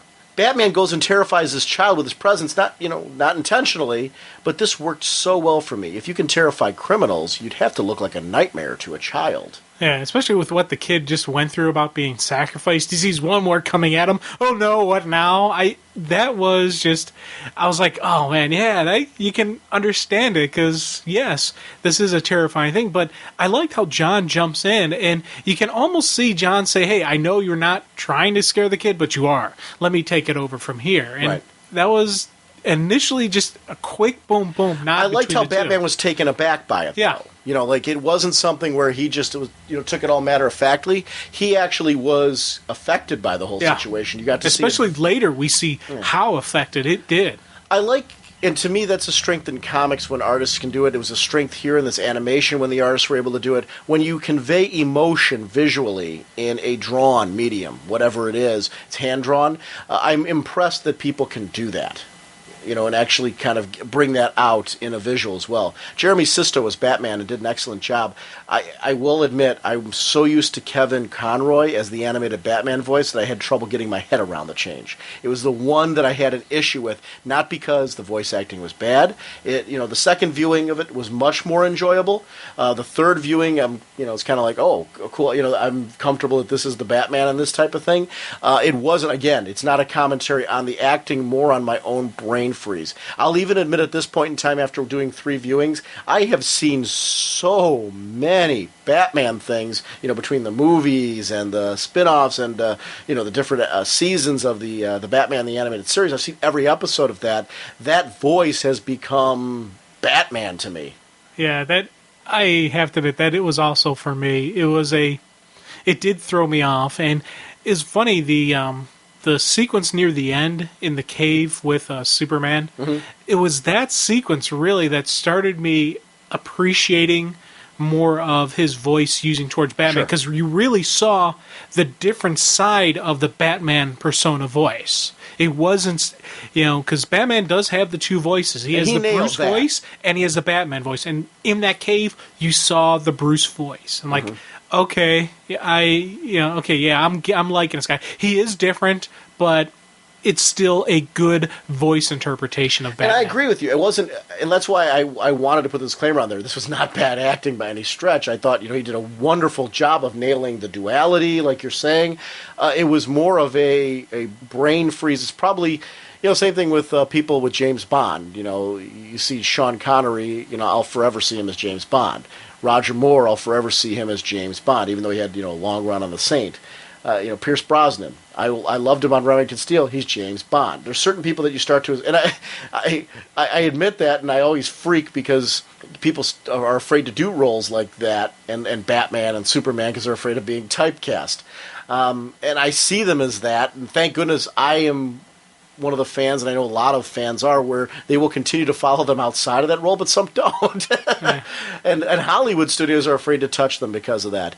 But in this particular case, I really felt that Jeremy Sisto did a great job, actually. It was more, especially when he was able to make me crack that shell, because the first time I saw it, I was like, what? I had a big difficulty the first viewing, getting my head around his voice.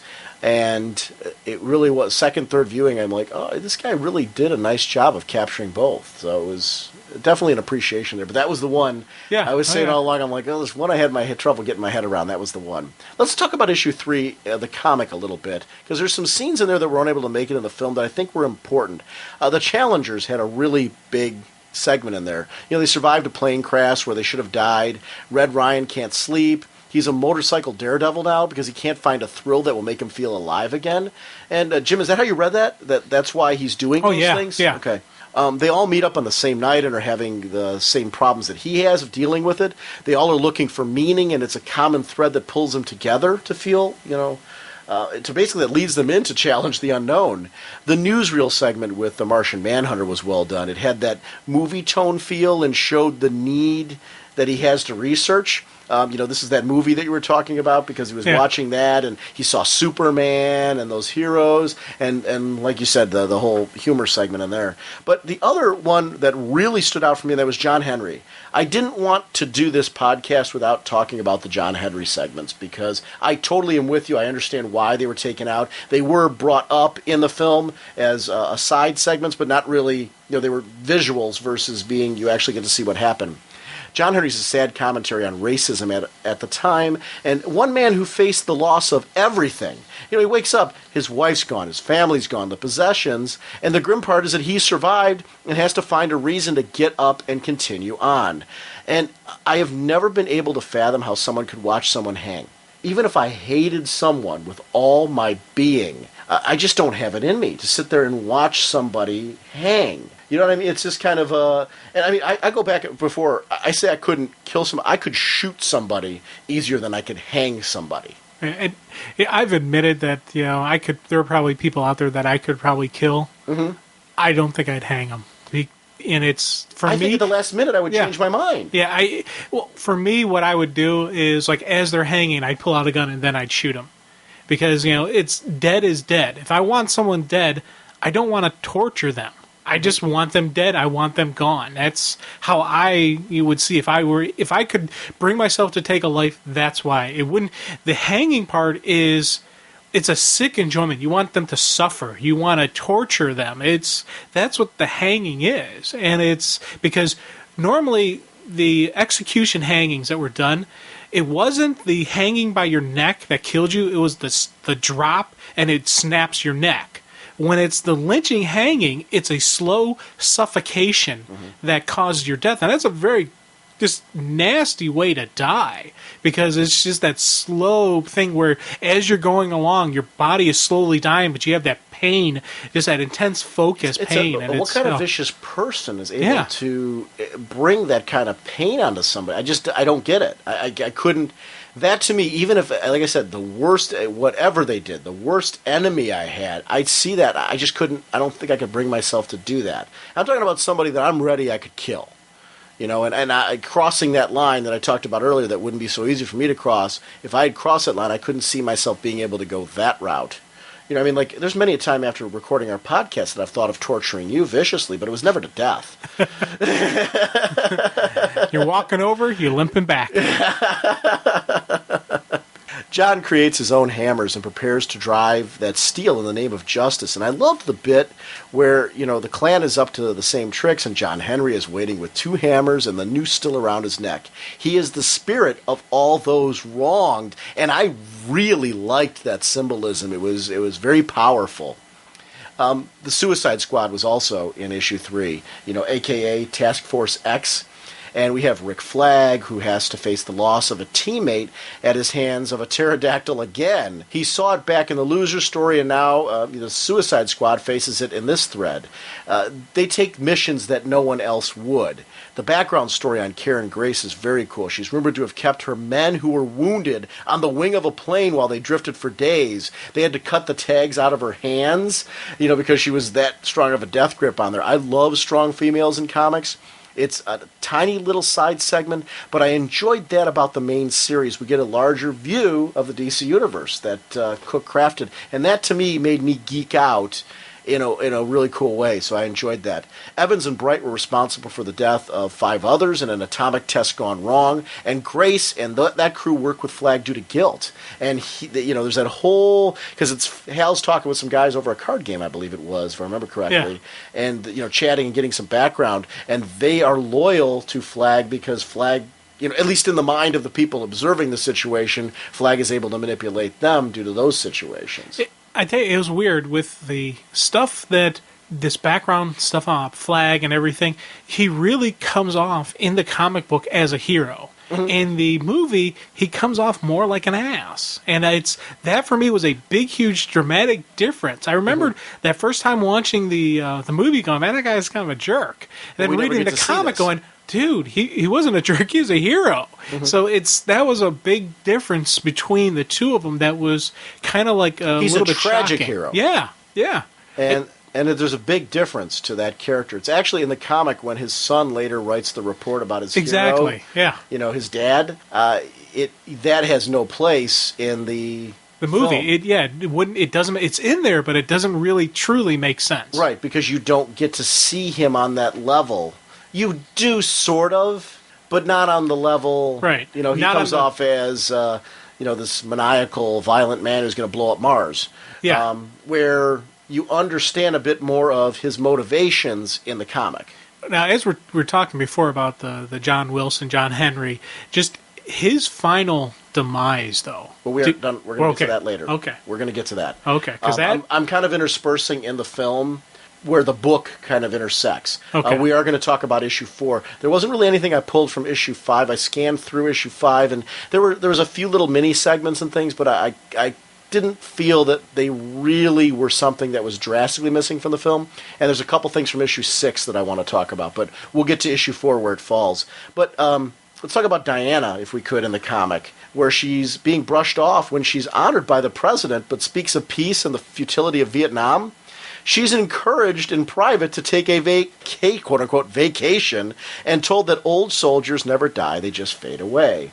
Now, she is there as an ambassador of peace and love, looking to promote that. She's being brushed off and pushed away because that goes against the current political agenda of paranoia against anyone and anything that is different, that communism and beyond that we're seeing in this particular era. So it was interesting to see her frustration coming out in this, her disappointment coming out in this, adding more weight to the need for Clark to step up as a hero. To be the symbol that they need. And I know that was another thing that the movie did kind of leave out. They kind of implied it when they showed her on her beach scene when she was fighting, that how United States has lost its way.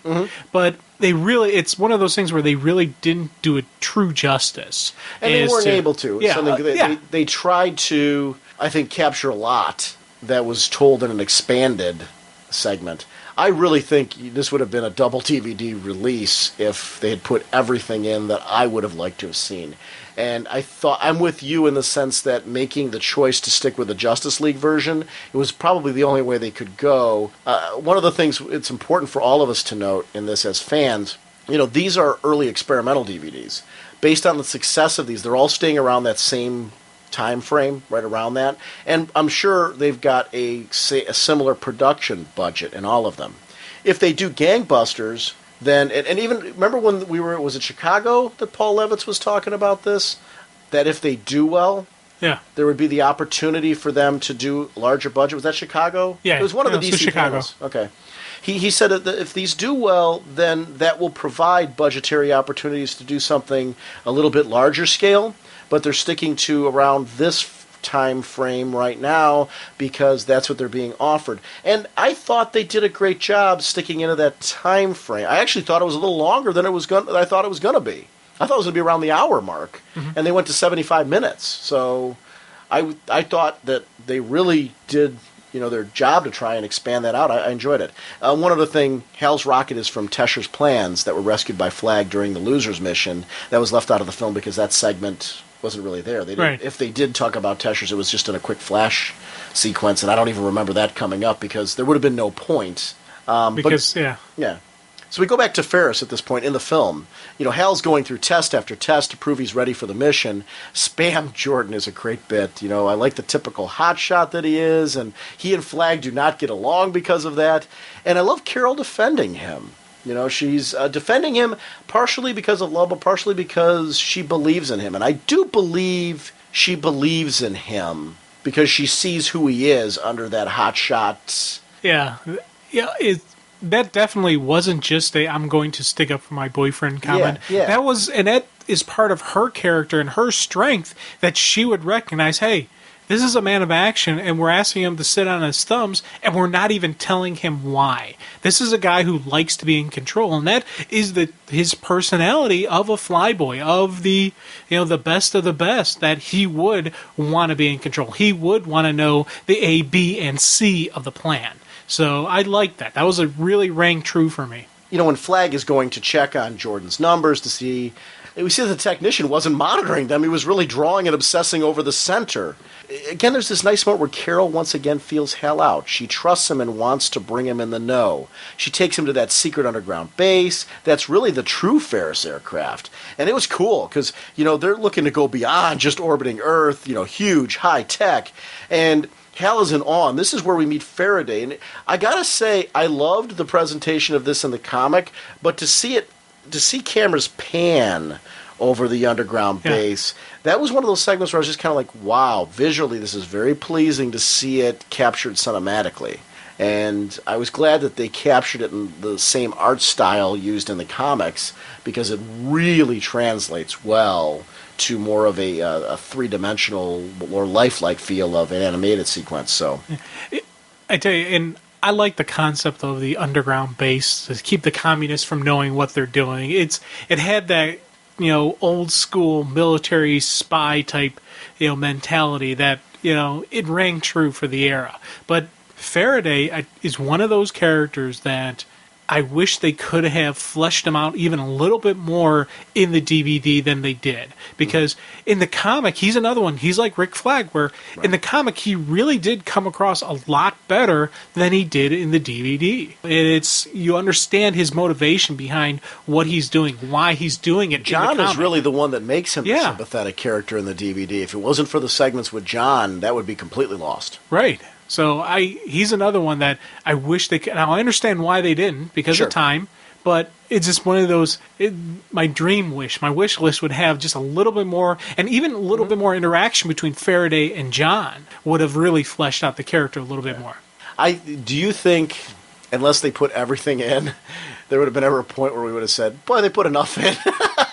I think as you talk about it, I think you said it best at the beginning. The sacrifices they made were necessary in order to tell a complete story that made sense and had a nice flow to it and spotlighted the characters that they chose to make the main ones within the DVD release. Yeah, I don't think we'd ever be 100% satisfied. We'd want a little bit more. Hey, this a little bit more. And I say that completely agreeing with everything you're saying about, boy, I would have loved to see this. I would have loved to see that. I would have loved to see it. The Losers segment, I would have completely loved to have seen that whole thing completely done and animated all the way through as a bonus feature, whatever. It would have been great to see that.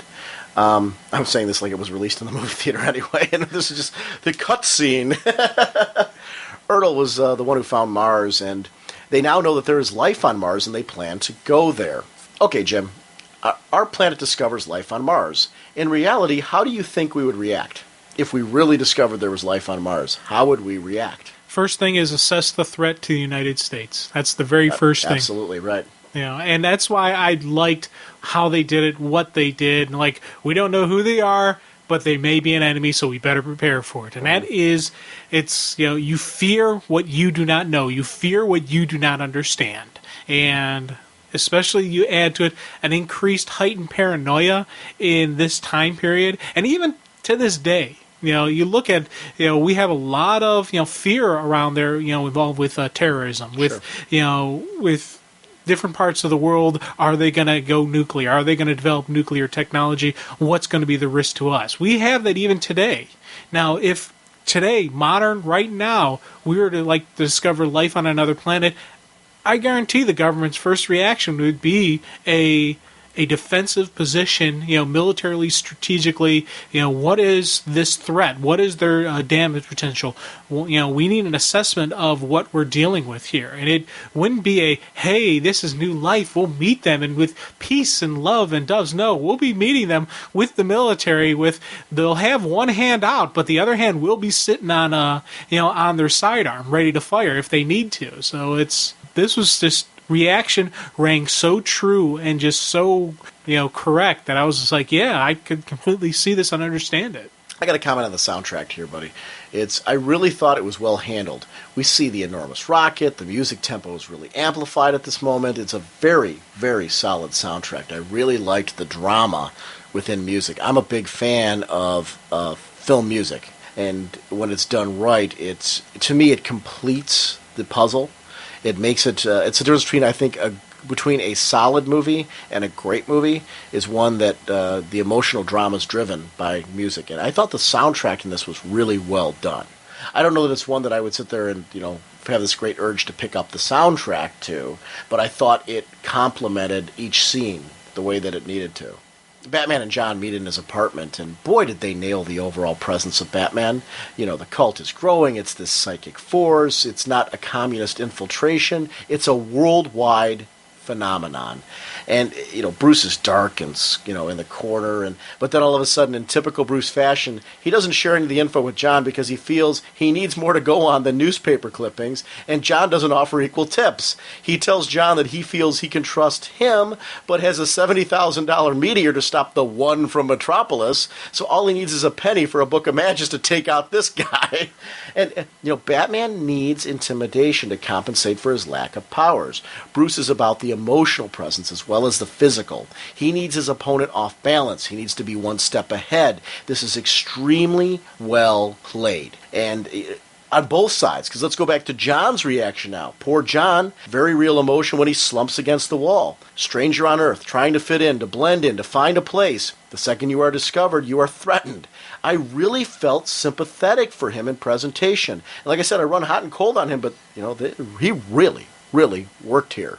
Yeah. And I really liked the character, and he's another character who I'm starting to warm up to in a way that I haven't. You know, I enjoyed his miniseries. I've enjoyed him in various presentations. He's a character that I loved some of the Justice League Unlimited, or the Justice League, you know, animated series episodes with him, where they kind of focused on that Christmas story with him and Superman, and you got to see him in that light. He's a character who I do like when he's handled well, but I've never been a fan, you know, like a huge fan, you know, where I would say, wow, if they do another Martian Manhunter ongoing, I've got to have it. I would read it with no problem. It would be one if I had to make a purge. I would probably put it on a lower end of the stack just because of my detachment from the character. But now I'm starting to really like him, so I would follow him in a solo series. You know, it's one of those characters. Oh, yeah, dude, I agree with you. And the thing I liked about that sequence was, you know, Batman was there, you know, for, you know, get information, but it wasn't just that. He was there to feel out John. He knew John was somebody different. He suspected he was an alien. He had just that. He needed to feel out John. He needed that face-to-face, eye-to-eye, man-to-man moment just so he can be 100% certain, yes, this is one of the good guys. Mm-hmm. And once again, that's just, as you said, it just rang so true to the Batman that I was like, yeah, this is Batman. And actually, you know, I started, like, this is one of the sequences that kind of started bringing me around to, you know, the voice. It was just that cool when it came out of the shadows, you know, and I was like, okay, okay, I'm seeing this. I'm seeing Batman here, you know. Yeah, and that is one of the things. The brain freeze was my exposure to so much of Kevin Conroy. It was not a knock on Sisto. It was more of a you were used to a kudos to Conroy. You're used to one. Conroy is so good as Batman that it took me a while to get used to another good presentation, and that's the only way to put it. Yay, Grodd. Yay, Grodd. When I saw him, yes. Flash arrives to take out the villain, only to find out he was set up by Faraday to be captured, and the realism was so perfect. Surprise and shock at a major betrayal. You know, we'll talk about where this is heads, but when I originally read the series, I didn't expect it. But the Flash makes perfect sense to shock the readers. He is the most loved by his city. Bright red, accessible costume. He is the hero you want an autograph from, and now this happens. You know, he escapes using, you know, his powers and everything like that, but it is one of those characters, he's much more shocking than if they tried to capture Bruce. You almost expect it with Bruce. Yeah.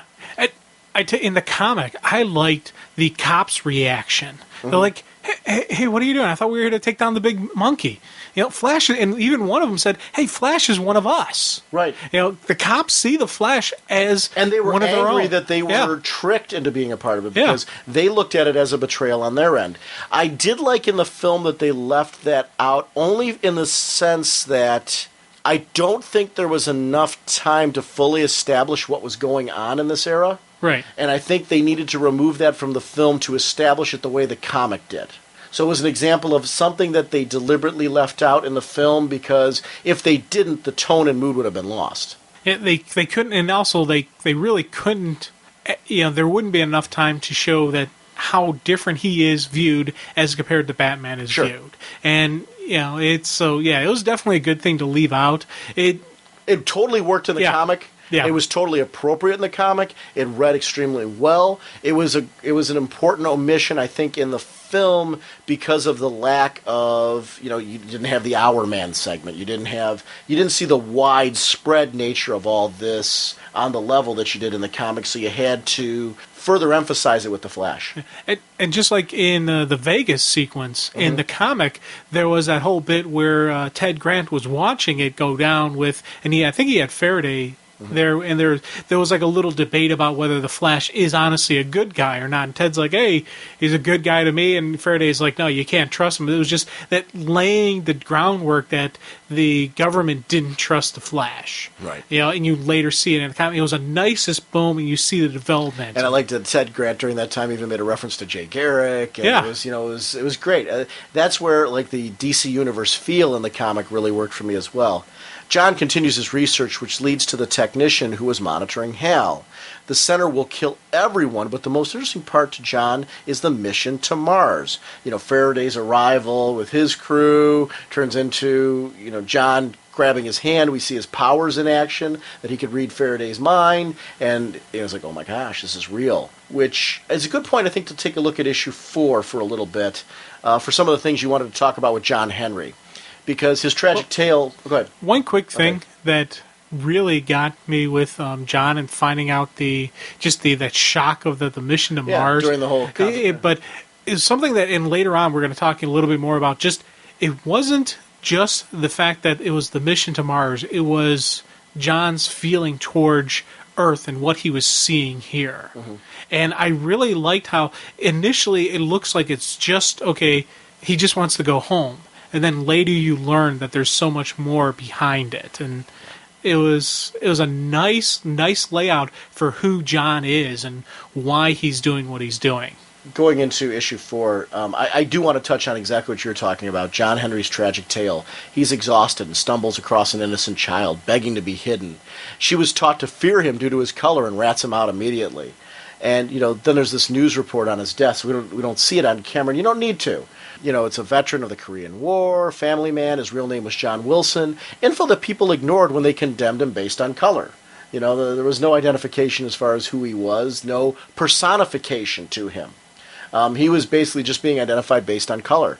They burned him to death. Where is the freedom? Where is the equality? What made him less American than anyone else? It was a great segment that was thought-provoking and fit the paranoia and contradiction of the era presented, as we've been talking about, which is a reoccurring theme. I really, really liked his story. It's very tragic. Lessons are to be learned from that to this day. Yeah, and this scene was just so visually just amazing because it's not just, you have this little girl rats him out. You have this sweet thing. He's just like, please help me. And you could just, it was like begging. And it's this sweet blonde-haired, blue-eyed little girl. And she drops a freaking N-bomb right there. And I mean, she looks like the one you're just going to assume this innocent little girl is going to, these are the type of kids that you see in alien movies that, they adopt the alien as their buddy. Right. And this is the girl that brings in E.T. Yeah, and and that type of thing. It's I have to expect her to lay out M&Ms for him, and start Reese's Pieces and start bringing John into the house, and we take care of him, and this is my guy, and she rats him out right away, and it's. And it was that type of visual. You could tell from the look, the way she was drawn in the face, you were supposed to see her intense innocence and to see her turn on him. And I was so angry. I was so bitter. It emphasized the importance of, if we're going to change as a society, we as adults have to take that action. You can't say the next generation's going to do it unless we take the steps to change. You know what I mean? Yeah. If we're going to keep being inappropriate, if we're going to keep saying things that are inappropriate, as far as with equality and treating people with respect and dignity and treating people as equals, and that type of thing, if we're going to make that change, we have to do it. It can't be the next generation. We can't wait for that. We need to do that now. We need to step up. And I love that. It's something that comics... people dismiss this stuff on any level. I talked about American Splendor last episode in my Speeding Bullets, just that little quick one, where he just got real, and he gets real about life. And he talks about comics and a review of one of his comics where he felt that the reviewer was belittling comics as pigeonholed into... they could never go too preachy. They could never get too intelligent. They could never get too lecturing. And I'm like, no, comics can do whatever they want. And this story, great example of something where it talks about race and racism and intermixes it with aliens and superheroes and costumes and how, just all that, and puts it together, and in a way makes us understand racism in a way, connects it with something that we are all fans of and all protective of. And I really liked that. I liked the connections across literature, and it just totally worked for me and educated me in a certain way, or maybe re-educated me in something I already knew, but it's, to see it put into this world that I care so much about, of comics, and with characters that I care so much about, it really, really worked for me. And it was a nice piece. It's a part that I really wished I would have seen animated. Yeah, it's weird. On one hand, yes, and on the other hand, no, because I don't think they could have gone in depth to the level that was needed. I meant the whole thing. Not like I didn't want to see part of it animated. Yeah. I didn't want to see the Cliff Notes version of this. I wanted to see the whole sequence where it fell. You know what I'm saying? Yeah. No, I'm saying that. I'm not saying the Cliff Notes version of it. I'm saying either put it all in. I agree with what they did. Yeah, my opinion is all or nothing. Yeah. It's don't do it, where you're going to do only part of it if they really felt that they could. So, I applaud their decision to leave it out if they weren't going to do it justice. Right. Because I think there's a message in this story that only can be captured if you see the whole thing. As we slip back into the film, John Wilson's death is briefly shown on the news, but Flash breaks in to reveal his retirement. Flash needs to protect his family. And look how everyone turned on him. And this is a true statement on how we are influenced by the media. It's very hard to get past the fact that the media does drive public opinion on information. It actually is a scary point made by the film, and I will admit to myself I'm a media hound. On the internet, the second I pop up, my Yahoo page pops up. It's got all kinds of news tidbits and things like that, but in there is entertainment, and you don't know who's writing the articles and what their biases are and things like that. Same thing with news tidbits on the television and things like that. I watch a lot of those quickie news tidbits and, what's real and what's not, and who's got what agenda anymore. We are very, very influenced by media as far as making decisions. And it's very hard nowadays to have your own thoughts, if that makes sense. And it's a good message here in the sense that I don't want to say you should be suspicious of everything, but you should be open-minded to view a lot of different presentations about a topic to form your own opinion. And I liked that theme of the whole thing. I liked how, just when they showed this negative reaction, how it does affect John. And he starts seeing... Well, they call him a communist because of the red costume. Yeah, and and it shows that he's getting sick of Earth. He's getting sick of being on this planet. And that is, for me, is the part of the reason he left. He wanted to go to Mars. That was his final decision in that bar to me was, this is it. This is hopeless. I can't, these people are self-destructive. They're not, I can't live in this world. I can't be a part of them. And that, for me, was just really just a cool moment, especially when we see how and when John gets his hope in humanity. Right. And that I was just like, you see this evolution of this character, of this person, of this Martian into the understanding of humanity and the acceptance of who we are and our flaws and whatnot. It was the total overall picture was a nice path.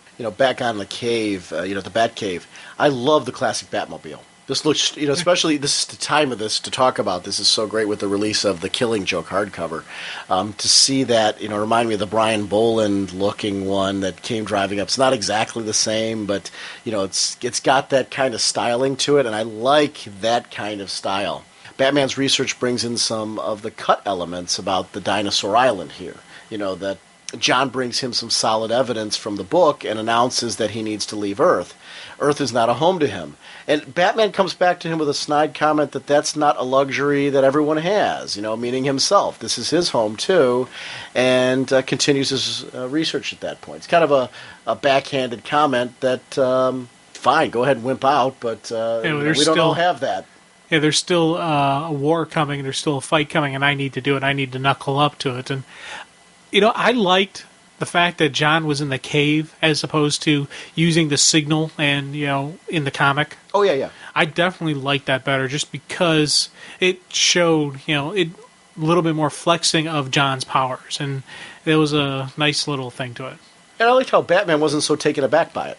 I think he was, but he was just covering. Well, it's one of those... he acknowledged it. He acknowledged it, but I think at that point in time, he announced early that he trusted him. Yeah. So I don't think he was as taken aback by it. I think he was surprised at first, and he mentioned it. But you're right, Batman would put on a certain mask there. But I also don't think that he felt at any point in time threatened by him. Yeah. The rocket's ready to lift off, and this leads to some real statements about our society. But note that Hal was grounded in the original comic work. Hal was not a part of this flight, and this time around he was. John is looking to hitch a ride, but is caught by Faraday. Imagine you're trapped on another planet. You have one chance to go home, Jim. Would you choose to save an alien over your chance to head home? Add to the fact that the alien pulls a gun on you. Faraday would be so cooked. Yeah. Now, I just admitted earlier that I'm not comfortable killing. I would have no problem kicking his butt right underneath one of those burners of the rocket and jumping on board that ship if I'm trapped on Mars. Yeah. I'm going home with the other Martians that are trying to head towards Earth. I'm sneaking in. I'm going to hide. And Faraday's a charcoal briquette. You don't have to say, not saving him, is that the same thing as killing him? If I'm you just go admitting stealth, I would probably kick him under the rocket. Which is a sharp contradiction to what I said earlier, but I'm like, you're talking about desperation in this case. John's pretty much so realized our society is nonsense to him. As far as we're totally off base and off kilter what we're doing. He wants to get back home. He wants to get away from this madhouse. This is a Planet of the Apes kind of thing. This is a madhouse. And he's the Charlton Heston character at this point. He has a chance to go home here. He's kicking an ape under the burner. I see it. I'm for it. I'm like, all right, John. Which adds all the more respect I have for his character that he couldn't do it. Because I don't know that I would have the bravery to take what might be my only opportunity to head home and stay behind to save the guy who pulled a gun on me. Yeah, it's a definite statement of who John is and just the hero in John and just the sanctity of life that he has, that he's sacrificing everything. This is, for all he knows, this is his one chance home, and he's letting it go to save the life. And it's a cool moment. I can honestly say I wouldn't have done it, but but it's, and I have no doubt I would have done it. Yeah. If there had been a relationship between me and that guy, definitely, at some level, I would have, if it was a friend I was saving, even if it was an alien, I'm not, forget about, its difference and all that stuff. That's not the issue for me here. The issue is he had no relationship with Faraday at this point. Yeah. This was an alien who pulled a gun on him. There is no emotional tie, no emotional reaction to him. Like if it had been some tech guy who had slipped and fallen, he's hanging from the ledge like, help me, mister. I would have helped that guy. But you get a guy come up to you, pull a gun, said, stay right there, okay, monster. I'm going to correct myself a bit.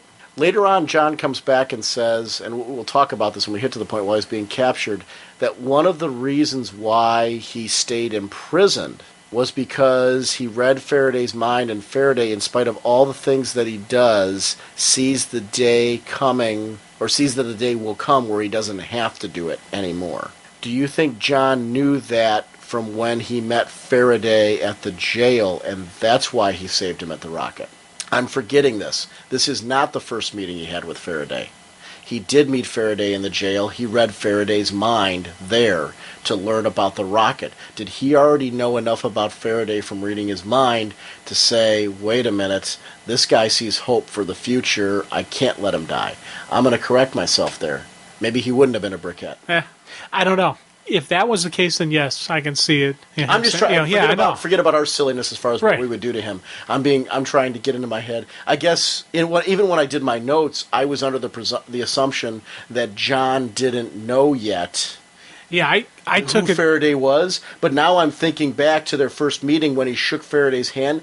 That is the only time, to my knowledge, that we saw him read Faraday's mind. See, I think he read his. I was going by that he read Faraday's mind while he was in prison, while he was sitting there, while they had their interaction. Because he makes that comment about how he wants to beat him in chess without reading his mind. So it's. I don't know. Yeah. I guess that adds another element to the whole thing, that maybe he could have read Faraday's mind prior to this. I mean, he did. We saw him read Faraday's mind prior to that. I don't know. It just throws another curveball to me. Otherwise, Faraday would have been a briquette. Because if the only thing John read out of his mind was the fact that he was shooting up a rocket, I'm kicking him under the rocket. So I'm back to that. All right. It's an interesting little debate. Hal learns of the weapons that were planned in case of a Martian threat. Now, what if the Martians scanned them? Here's what I'm thinking. Here's an issue I have with this type of thing, and this is where I think our society is a mess. We would go in there with guns loaded. Who knows if we encountered an alien race, what advanced technology they would have. If they saw us coming with weapons but couldn't speak our language, they'd blow us out of the sky. Yeah. And we might have been just a peacekeeping force at that type of time. At that time, only having the guns there as backup. But that's part of the problem with the way we view things. We walk in assuming the worst, and we present ourselves as a threat. So it's interesting. I really enjoyed this segment because it made me think of our own weaknesses as a culture and the way we approach things, that we're always so suspicious and paranoid. I'm not saying that you can't be skeptical. I'm not saying that you can't walk in that way. But sometimes I think we are, as a society, limiting ourselves when we encounter new things because we assume the worst. What are you, a commie? I'm not wearing red. We'll see. No. You see what I'm saying? I think that would cause a war in itself. So it's interesting. That's one of the things I respect about this. It made me think. It made me imagine. It made me wonder. And I thought it's a cool story. Cool story. Clark shows up to save Hal and Flag.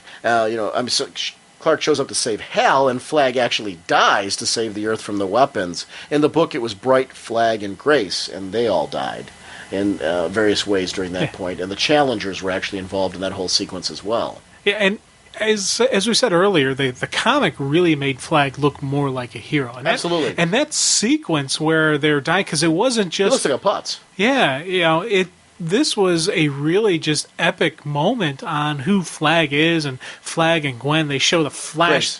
What'd I say? Gwen? Sorry. Flag and Grace, and just...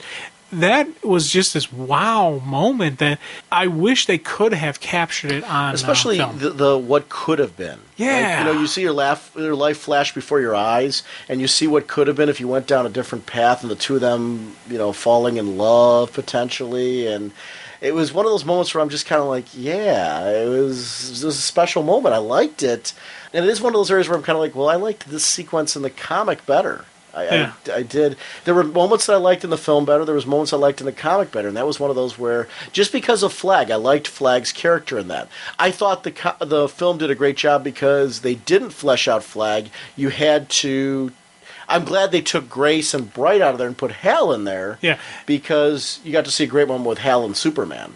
But also, by having Hal in there and the way they used Hal, they did make him look more like a hero. Sure. In the comic, Hal kind of looked like a putz when he got washed out of the program, because in the simulator, he was being the hot shot. He wasn't following orders, and he's like, "You're out of here." And it just like how Carol kind of rejects him a little bit because of what he went through and all that. And I was just like, wow, that really pushed Hal down. Then, but the reveal. With the time... During that whole thing, it worked on such a big level because they had the time to take you on a bit of a Hal emotional roller coaster that they didn't have the time to do in the film. Yeah.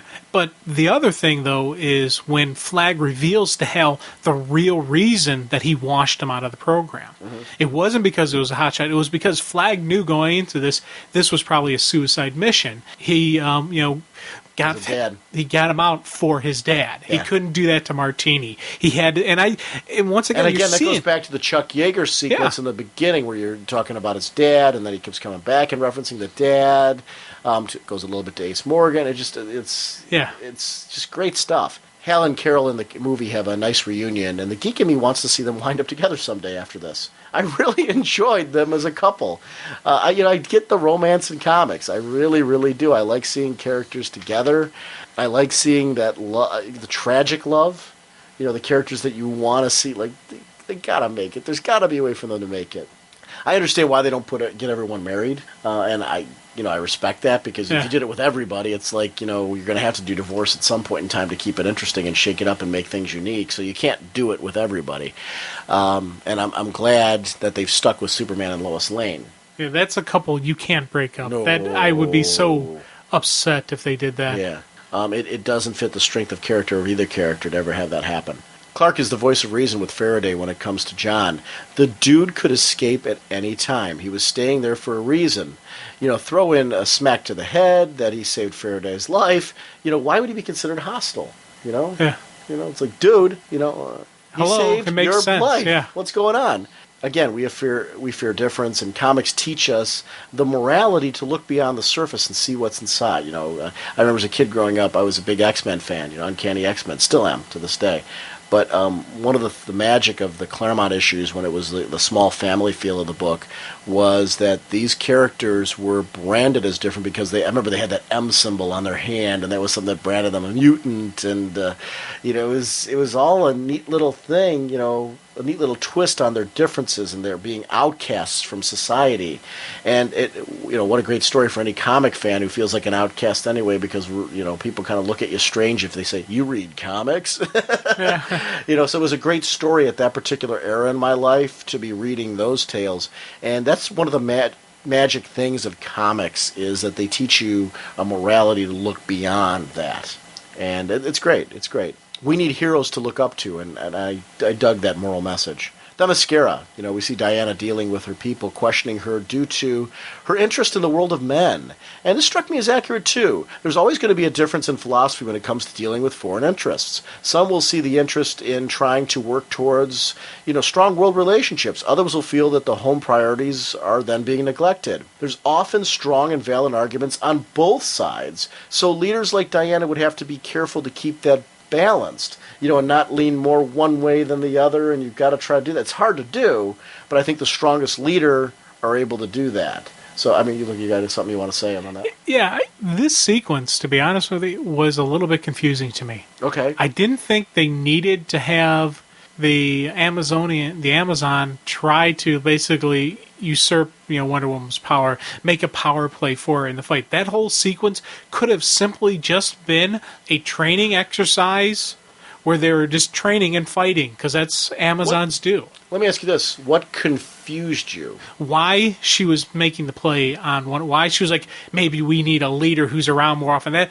they didn't need that little bit. It should have just been a training exercise and them talking about the world of man. Tell me about this, America. And that's where. So you weren't confused by the segment. You were confused as to why they felt the need for the segment. Right, exactly. Okay. And that's the part when you were saying you were confused by it, I'm like, what are you talking about? Yeah. Now I understand. Okay.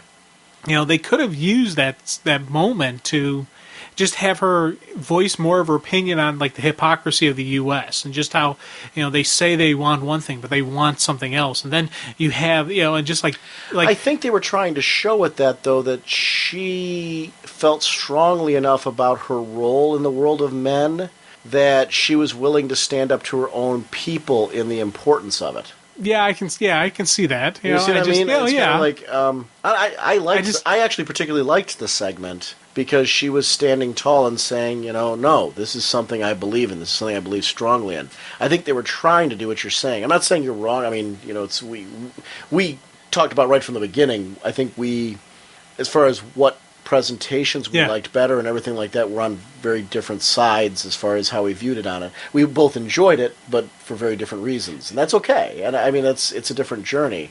In my case, for the reasons you said you didn't like it were the reasons why I did. I thought it further validated that she was willing to stand up to her own people because she believed this was the right thing to do.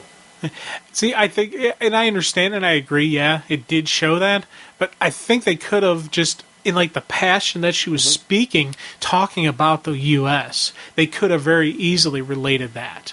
I think she's already done that. Yeah, I don't know. I guess I kind of took it as she already did that. It's kind of different, though, because, like, I read the comic first, so I had seen her speeches where, she had been told to take her vacation and all that. So I think we are dealing with here in some of the areas where we have disagreements or different viewpoints of it. You watched the film first. So I had already seen sequences with her in the comic that you hadn't read yet, because there were more fleshed out sequences with her, with confrontations with Superman, and when he came to the island and she flew up and talked to him about being a good leader, and she had those passionate speeches. So I have that background walking into this. So for me, this segment worked. It's unfair for me to present this like my watching the film was an isolated experience. It certainly wasn't. I had foreground knowledge of written work walking into it. So I think that's what we're dealing with in some of our differences in presentation as far as how we felt. We watched this all very differently. Now, the one scene in that thing that I absolutely loved was after she disarms her and she's standing up both swords, when that shadow of the center overhead, first thing Diana does is hand the sword back, and they both get in a combat form. The sisters know to this point in time, we put aside our differences. The bigger threat is to defend Themyscira. And I'm with you. I really liked that. I liked that overall presentation. Really, really great. Hal's story heads in a geek-out direction we all wanted to see, as a large green glow covers him and he's pulled away in a test vehicle to the site of Aben Sur. I love the movie's handling of this. We get to see the first meeting between the two, which is a classic comic moment. I was like, yes. You could wipe the drool off of my chin as I was watching this. He's desperate to make Hal understand that he came to help fight the Center, but was injured in the process. The explosion, that was from Flag, right? Yeah, that's how I took it. That's what the yellow one was. It, caused the yellow to take him out. Again, fear stopping a potential savior. If we hadn't have been so paranoid and fearful of Mars, this guy would have come and protected us, maybe joined forces with some of our heroes. But, we're totally in a different priority set right now in the moment, and that we're not distrusting our own people. Hal's given the ring and a cryptic message about the Guardians.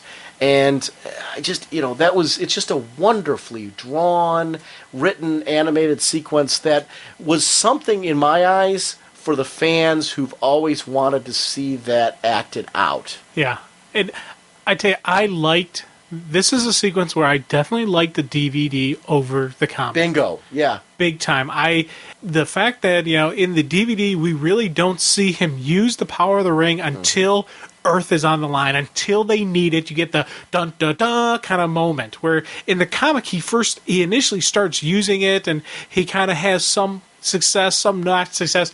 It took away from that, just that boom, that impact moment. We didn't see this moment with Aben Sur in the same way in the comic either. Right. Oh, big time. I really liked this version better because it's such a monumental moment in the DVD and in comics in general. I wanted to see it, and I'm glad that they chose to handle this a bit differently on the film. Now, the one sequence that I really, really enjoyed on this whole with Hal getting the ring was when he's talking to Aben Sur about being a coward. He's not a man who can overcome fear. And just Aben Sur says, you value life. You value the sanctity of life. And as he's sitting there talking, I'm like, oh, crap. Disregard what I said before about war, how you have to kill. The fact that Hal was faced with possible death and still chose not to take a life is just the ultimate act of courage that he could have done. And I can completely see why the ring chose him. He has this, it goes even beyond just not wanting to kill. It is a sanctity of life that is just like, I was like, oh, that is cool. That is the core. That is the Green Lantern core. That is, the true overcoming fear. It's overcoming a base human reaction of survival at any cost. No, not at any cost. I will not take a life. It's that is a huge, huge moment for me. I was just like, wow, this is cool. I liked that it wasn't so simple. You know, that Hal's journey was one. You got to see him go through some tough times before he wound up being at this point. It worked for me. Really was, if anything, it made him all the more human, all the more identifiable, all the more somebody you could sit down and rally behind, because it wasn't so perfect, his journey to this point. And I really enjoyed. I'm with you on the DVD presentation of his meeting with Abin Sur. I think that was one of those. There were moments that I definitely preferred in the comic, and a lot of that was just more the expanded text. But there were definitely moments like this that I preferred it on the DVD just to see that acted out. Wow, you really do know him in the Batcave. Robin is so cool in this. He has, he's not a huge moment with Robin in this, but the moments with him are so perfect because they're used to show Batman's costume evolution being reworked because of that whole situation. He doesn't want to scare children, but criminals, and Robin's part of that change in philosophy. I really liked the new costume a great deal. The change in the gloves, the little bit of the tweak to the cowl and the cape, and it still kept it dark because it had the black symbol across the front too. But it was a slight evolution into something that I'm like, yeah, I get this, and probably explained in a way that I haven't seen it explained. Yeah, I really liked that. I liked that there was a reason why he changed the costume. Yeah, and it really showed just how deep that little kid being afraid of him really affected him to the core, even. And it goes beyond just getting the change in the costume, getting a new partner. You saw him acting kind of fatherly with Robin, with, hey, did you do your homework? Get to it. But it wasn't the dark, brooding Batman telling him to do the homework. There was a fatherly type tint to his voice. And as I said, this is the sequence really that I saw the dual voice of Cisco to being Batman. I was like, okay, I like this. I like seeing the interaction between him and Superman. Just it was a more friendly reaction. It was a partners. It was an equal. It was a friends. Banter back and forth. The comic showing time. Yeah. Having evolved. And showing trust and just, and all that. And now the comic, in a way, even escalated that even more. Because there definitely was a closer friendship, in the comic, because they're throwing out first names, Bruce and Clark, and you kind of even see Batman do a little bit of a grin, in the one sequence. But it was still, in both versions, you could tell these two are friends. If you love geek out moments with this relationship, actually with the relationship of the Trinity in general, I can't urge you enough to pick up the New Frontier special for just the opening story. And they're drawn by Darwin Cook. We're going to talk about it. It'll be on our next episode because there's no way we're going to get to it on this one.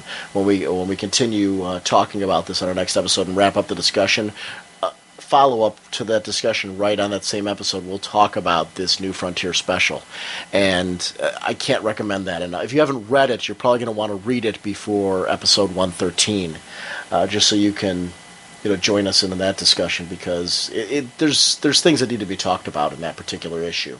A giant pterodactyl. And this is the part in the movie where I started to realize that, remember when you were talking about the T-Rex? Yeah. It really was broadcasted at this point that this is a giant pterodactyl. There's something different. This is the power of the center, not a time-traveling pterodactyl or a Tyrannosaurus Rex. That's why when I said, actually the Losers segment, the DVD added to that Losers segment for me what they were actually really fighting. At this point, Diana appears and is badly injured, and this is nothing compared to the threat that awaits. The Amazons are warriors. If they can't handle this, who can? And it was a good choice using them. It adds a strength and validity to the threat. Yeah, and that was just a cool visual of her flying in the invisible jet with the blood streaking in the inside, and you could see... And wondering what happened. Yeah, that, We didn't get to see that, and it was a good choice not to see it. Oh, definitely, because it's, as we say, it's your mind will create even more of a horrific thing. And very cool. The first thought that popped in my head is, are all the Amazons dead? Oh, yeah, you don't know. And you're just like, wow. And I'm still not, that was never really resolved. And also, of course, Clark's reaction to it. He, rips off the top. He's like, medic! You see that, just that fear, panic going, oh, crud. And it was a good moment. Faraday doesn't understand why John stays.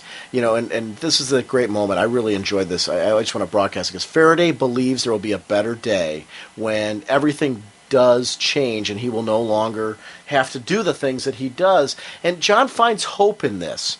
And, Faraday asks John for help, and we see him change to the Martian Manhunter we all know and love at this point. You know what I'm going to say, don't you? This frickin' line, when I heard it on the movie, you guys got to understand, this is an inside joke for years. It's okay, but real men wear pants. Exactly. I was cringing when Faraday said this because I knew Jim would use this as validity for his own psychosis about wrestling tights. Professional wrestlers should not wear the little tighty whities. They should wear full pants, maybe a wrestling singlet, or even the shorter, the full length shorts. Those little tighty whities, they should not wear them. I hate seeing that. I've always complained about it, and right here I got validity from Faraday, who is a pretty cool stand-up guy. Real men wear pants. To rag on you the one time, in City of Heroes, you can create pretty much so any characters you want. He got so bad with this thing. You think the second shooter was bad. When Jim got on this tighty whities kick, we actually made a tighty whitey gang in City of Heroes. The Fruit of the Loom gang. The Fruit of the Loom gang, that's right. And we used to follow you around. And just so you describe what these characters, they made them the smallest you can make them, with these bright white, very tiny. It was like we looked like the Atom. Little midgets, kind of following around my character, and they had black pants with the tighty whitey. So all you could see is just this accent of the tighty whitey, and then no shirt on. Right. And just wherever I'm going, just running around me as I'm trying to play. I'm like, dang, you guys, just go get Shadow Wing. Come on. And that was, you were really annoyed too because he came on, he had no idea we had done this. So he shows up in the game and he's got his character. He's like, oh, let's go run missions and everything. And we're these obnoxiously tiny characters that are looking terrible. We kept saying things publicly. Yeah. Yeah. People are very scared at the moment. So let's move on to Hal showing up in a bar. But everyone is focused on the living Dinosaur Island, home of the Center. And Barry is crushed by this and tells Iris, what she already knew, that he's the Flash. He's looking at this whole thing, and, Hal can't get a drink. Barry can't, get things together.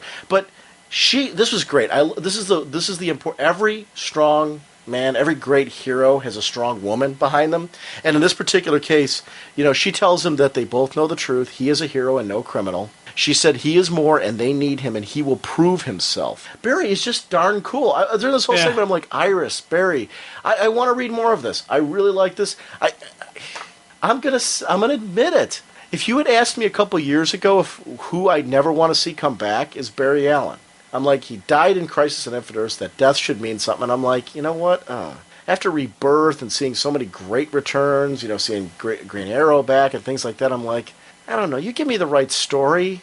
I want to read more of this guy. I like him. So I don't know. You can sell me on it. And he's probably the one death that I would have been really ticked about a couple years ago. It just, make it good if you do it. Is all I ask for. So if it's not Bart and it's Barry, make it good.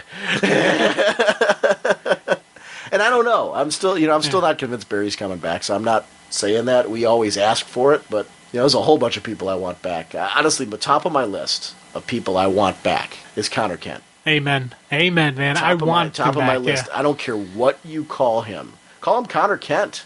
I would love to see him back. I tell you, this sequence with Barry suiting up, that was one of those knuckle up moments. My favorite Rocky movie is Rocky 2. Where Adrian tells him, she's in the hospital and he's not training because remember she went into like a coma type of thing, didn't she? Well, she had complications from the birth. Right. So I mean, he didn't even see the baby until she had recovered, and he stopped training and just everything was about her. Mickey was there waiting with him. It was a very emotional movie. I actually liked Rocky 2 much better than 1 because of that. I liked the whole relationship and that type of thing. She wakes up and knows that he put everything into her, that he gave everything up to be there for her. And when she looks at him and says, win, and he, lights up and brightens up and starts training like he never trained before, and the music kicks in and all that. This was a Rocky 2 moment for me. And it was funny just to see, her take the hero and say to him, no, I know who you are. I know the man you are. You show them the man you are. You get out there. You be the Flash.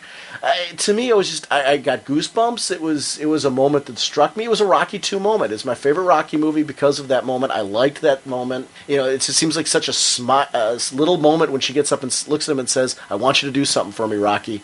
Win. And I'm just like, yes, yes, yes, this is what I want. And it was great. It was really well animated, and it was something that I wanted to see. Hal and Carol have an important moment here. He wouldn't kill in Korea, during the fight, but he learned something when he parachuted down. He would kill to survive. And, I consider myself a peaceful, easygoing guy. Definitely not comfortable with the idea of killing here. Not out of fear, just, again, the preservation of life thing myself. But Hal's response about survival and how that changes things resonates as truth. I think we would all step up, in ways that we couldn't imagine when we're faced with survival. If the world was at stake, could I mount up and take up arms and do something to defend the earth? I would hope so. I hope I wouldn't hide in my home and cower. I hope that would be the point where I would step up. Do you know what I mean? Yeah. You want to hope and believe that that's who you are and that's who you'd be. I can't say I'm 100% sure because I don't think anybody can truly, honestly answer that question. But in that case, when I look at this, I'm like, yeah, philosophically, I totally agree with this. I see it. I would rally behind this as well. I would hope I would be the one, like, guys, let's get together. And, you get a whole crew and we're walking down the street doing all that. It's that was a moment. Like, sitting here right now, you don't look very appetizing, for example. But faced with life or death, I'd gut you, cook you, and sleep in your carcass like Luke Skywalker in a tauntaun. That's not normally in my nature, but I would step it up to survive in that situation. Now, all the kidding aside, I really like this moment because, we see the absolute best and worst of people in these situations, and I hope we would portray the absolute best in ourselves, and Hal did that at that moment. Barry did that in that moment. That's what this movie's all about. That's what the DC Universe is about at its best. Seeing heroes when they're at the darkest hour portraying the absolute best, an ideal about humanity. This is what the DCU and these characters are about. A lot of times, they're criticized for being squeaky clean characters. I think you're striving for the ideal. They have flaws. They are human. You can, and I think that's the great thing about creators now. They're understanding that, yes, you can show this ideal, this need to step up, this squeaky clean thing, while at the same time showing flaws in those people. And in many ways, the fact that these characters are portrayed with flaws now, but then still step up like that, makes them even more heroic to me. And that's what I like about them. It's, the kiss goodbye, pure macho, been done a million times, but I bought it totally because of the moment it was in. It was great. And yeah, Jim, I'm sorry, Jim. I wouldn't gut you like a tauntaun. Oh, okay. You could try. You could try. Yeah, you wouldn't succeed, but you could try. A little chloroform. And Yeah, I tell you, you're wondering now, how much has he thought this out? I know. Hey, wait a minute. You're planning way too much here. Where's what not now? All right, go ahead. I'm sorry. We're talking about how just the hero time to suit up, and in the comic we saw, like Green Arrow see what was going on. He was busting, somebody was breaking out of a thing, and in the window there was a TV, and he saw what was going on. They showed the Sea Devils, they showed the Blackhawks, and part of me wishes they would have had those flashes in the DVD. They would have showed other heroes that they didn't necessarily even talk about, but they showed later. Like, this would have been a cool time to show Adam Strange putting on his helmet and strapping on his jacket. Showed, as I said, Green Arrow, showed anyone, just a couple other, just that way it wasn't just Hal and Barry responding. It was Hal, Barry, and then boom, boom, boom. All these heroes are coming out of the woodwork saying, okay, it's time to knuckle up. It's time to step up to the job. And I think that would have been just even added more to the hoorah. I did have a hoorah moment. As you said, with the kiss and jetted off the thing, and and Iris handing him the costume. Those were just really cool moments. But I don't know, just something I wanted more. I was like, yeah, just like that. We can't stop here, can we? I doubt it. I highly doubt it. I'm looking right here, and I'm looking at this. I'm like, should we finish the film on another episode, or should we just go for it? I think we got to go for it. How many hours we at? We're at 248. Let's do it. All right. The Flash, Green Arrow, and the Challengers, Adam Strange, Blackhawks, and the U.S. Army are facing off. And I don't know how we can. See, I can't. I'm like looking at this. I'm like, can I wait to talk about this? No. No freaking way. The tension is high, but the super clap breaks it up. I love that moment. They're standing face to face, toe to toe, waiting for who's going to make the move. Flash is saying there, "Go. You can go ahead and shoot me, but I'm faster than you." You know, it's high noon, and the gunfighters are standing there. They've all got the triggers. They're ready to go. Yeah. And there are moments when Superman becomes a leader in a way he carries himself, the way he speaks. The right writers get to how to make him vulnerable, like scenes with Lois, and then something more like in this moment where he inspires. I was like, ooh, him standing there just in the sky, that presence, the way he carried himself, it's just kind of like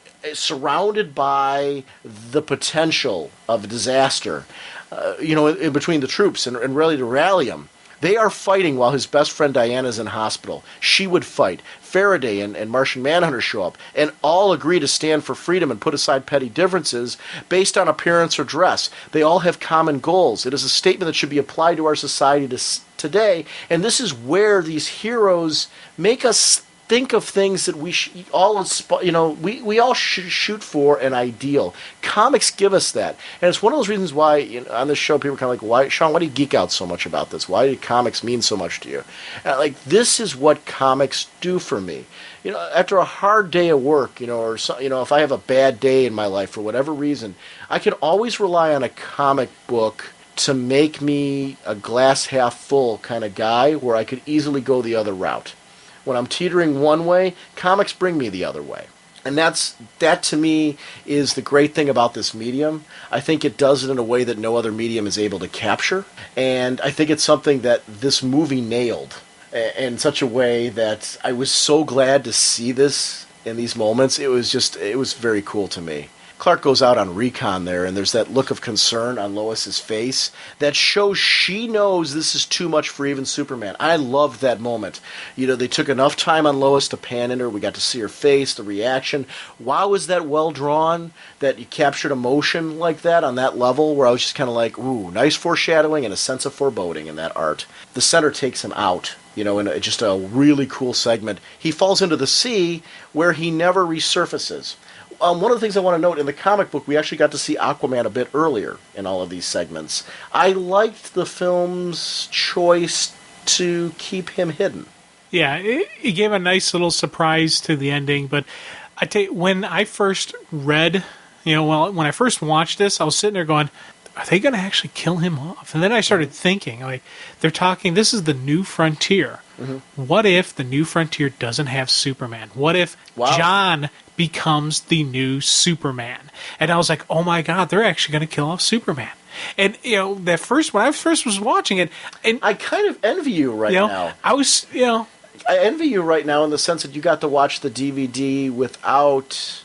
I almost wished I had done the reverse. I wish I had never read it and saw the DVD then read it. And just to have that experience of seeing without some of the bits. That's interesting. Now, I wasn't 100% certain of this. No, but I kind of felt that he'd come back. But I was thinking, I'm like, wow. And especially later on when the big fight happens and Soup doesn't return for the big fight, I'm like, man, they really are going to do it. Now, when it finally does happen, I'm like, okay, you can see it coming. You knew what it was going to be. But it was still, there was a moment there when he went down. That's cool. That I was like, wow, they're actually doing this. This is neat. This is making me geek out because it's interesting to see this through your perspective, having viewed it differently than I did.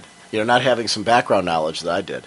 So now all are working together to come up with a plan, and Ray Palmer's shrinking ray is the key. It doesn't work yet, which is true in our society. Something that doesn't work usually makes a great weapon. When something shrinks, it becomes unstable and explodes. They need the Flash, though, to run around at super speed to shrink multiple parts in the blink of an eye. No pressure at all. Yeah. Hal and Ace volunteer to go inside with bombs to provide a further distraction. another cool thing with Hal. Like in the comic, they showed him crashing and then having to use the rain to get there. This one, they didn't show any of that. He just shows up, and it's just Hal Jordan, the pilot, Hal Jordan, the fighter, flying with his buddy, with his, his mentor, his friend, and they're flying in there, just, two flyboys basically doing a suicide mission into the unknown. Once again, it just had more of that true, just hardcore hero feel to it that I was like, I really, really just enjoyed how the plan that they're laying out, because this wasn't just a simple plan. This was a plan. This was improvise, adapt, and overcome type thing. They knew a frontal assault of the Air Force wouldn't have done it. And a bomb in the middle wouldn't have done it. They needed a combination of all these things working together, and even then, it would be a miracle. Mm-hmm. And it was just, but it's the tenacious nature of humanity. It is just our never say die attitude and just general feeling of, you know what? If I'm going down swinging. I'm taking a couple of them with me kind of, mentality that it was really, really super cool. And one of the things that I honestly I caught it, but I didn't really truly appreciate it, was the Flash's tentativeness. When they're first talking, he's like, hey, no problem. But in the comic, you really see more of the inner thought process behind Barry, how it's not just, he's not the cocky, hero on the Flash. Hey, babe, there is doubt, and there is that, can I do this? And it's his need. I don't want to say need because it makes him sound weak, but it is that need of the team, of his love for Iris, his everything that pushes him beyond what he can do. And it's that inner strength of, I'm not alone, we are together. And that was something that it was lost in the movie because they really couldn't do a lot of the inner dialogue, but they did try to relay it in a couple of the different sequences, like his tentativeness, and then even right before he starts his big run, John's like, hey, you're not alone, we got your back, and you see the entire panel there saying, yeah, we got your back, and it was just that cool. They did try to show it, and I was like, wow, this is a nice thing where we're reading both of them, both and watching, kind of accented my enjoyment. And you got this weird look on your face. What did I do? A lot of your nose? I'm just laughing. I'm like, is he going to finish the film? Oh, sorry. I was dying. I'm like, I loved it though because you were just getting so geeked out. I was so fascinated by it. I was afraid for your microphone. I figured you were going to eat it. But I was like, it was great though because I'm with you. I've been geeking out over this whole thing. This where we're at right now just leads to a really cool scene. In the book, when I originally read the comic, I really enjoyed the spread where they were all walking together. It was everyone coming together, all of them manning up, ready to step it up for this fight, this big battle that nobody knew if they were going to live or die through. And I wasn't sure if, how this was going to turn out, who was going to live, who was going to die. It just looked really cool. I really liked this. Another one of those where I liked the DVD version better, to be able to hear everything and see everything visually. It was really great that they kept the mood and the spirit so much of the comic because I wanted to see that brought to life, and I'm so glad they did that because it's only better because the comic was so good and they captured it. All of you remember, today there are no Democrats, no Republicans, no hawks, no doves. Okay, wait a minute. This is the part of the speech that I resent. Should you really take pride that there are no hawks? But anyway, maybe Superman wouldn't have fallen if they had a Thanagarian on the premises, but I digress. Anyway, just the naked simplicity of an absolute mankind's survival. Good luck to us all. It was just a powerful moment with all those heroes walking together and that segment playing along. Very well. Yeah, it did. It was just I was just like, yes. Yeah. I was like, ooh. The moment the ships take off into the sky, that whole sequence, I talked about moments where there was just brilliance in animation.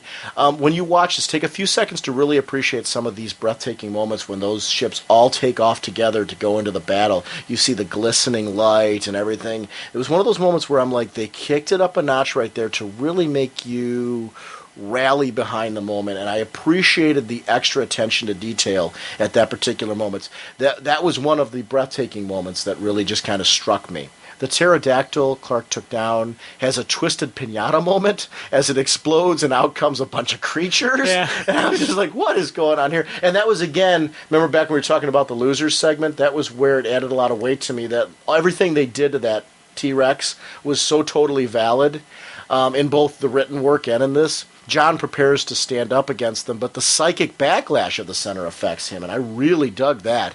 Faraday comes to his aid before he could be killed. And it was neat to see Faraday here in the film being more of a sympathetic character, seeing that John's moments with him, because we didn't get to see a lot of the development that we saw in the comic, so I needed these moments with Faraday where we got to know him a bit, and I really was glad to see that they chose this moment in the DVD to give us a sympathetic look at Faraday. Yeah, and in both the comic and the movie, it is Faraday's death that is the trigger to John to override the center influence. And I like how it was the same reaction and but it was kind of a little bit differently. Whereas in the movie, it's Faraday's actual death where it's overcoming the grief of your friend that pushes you.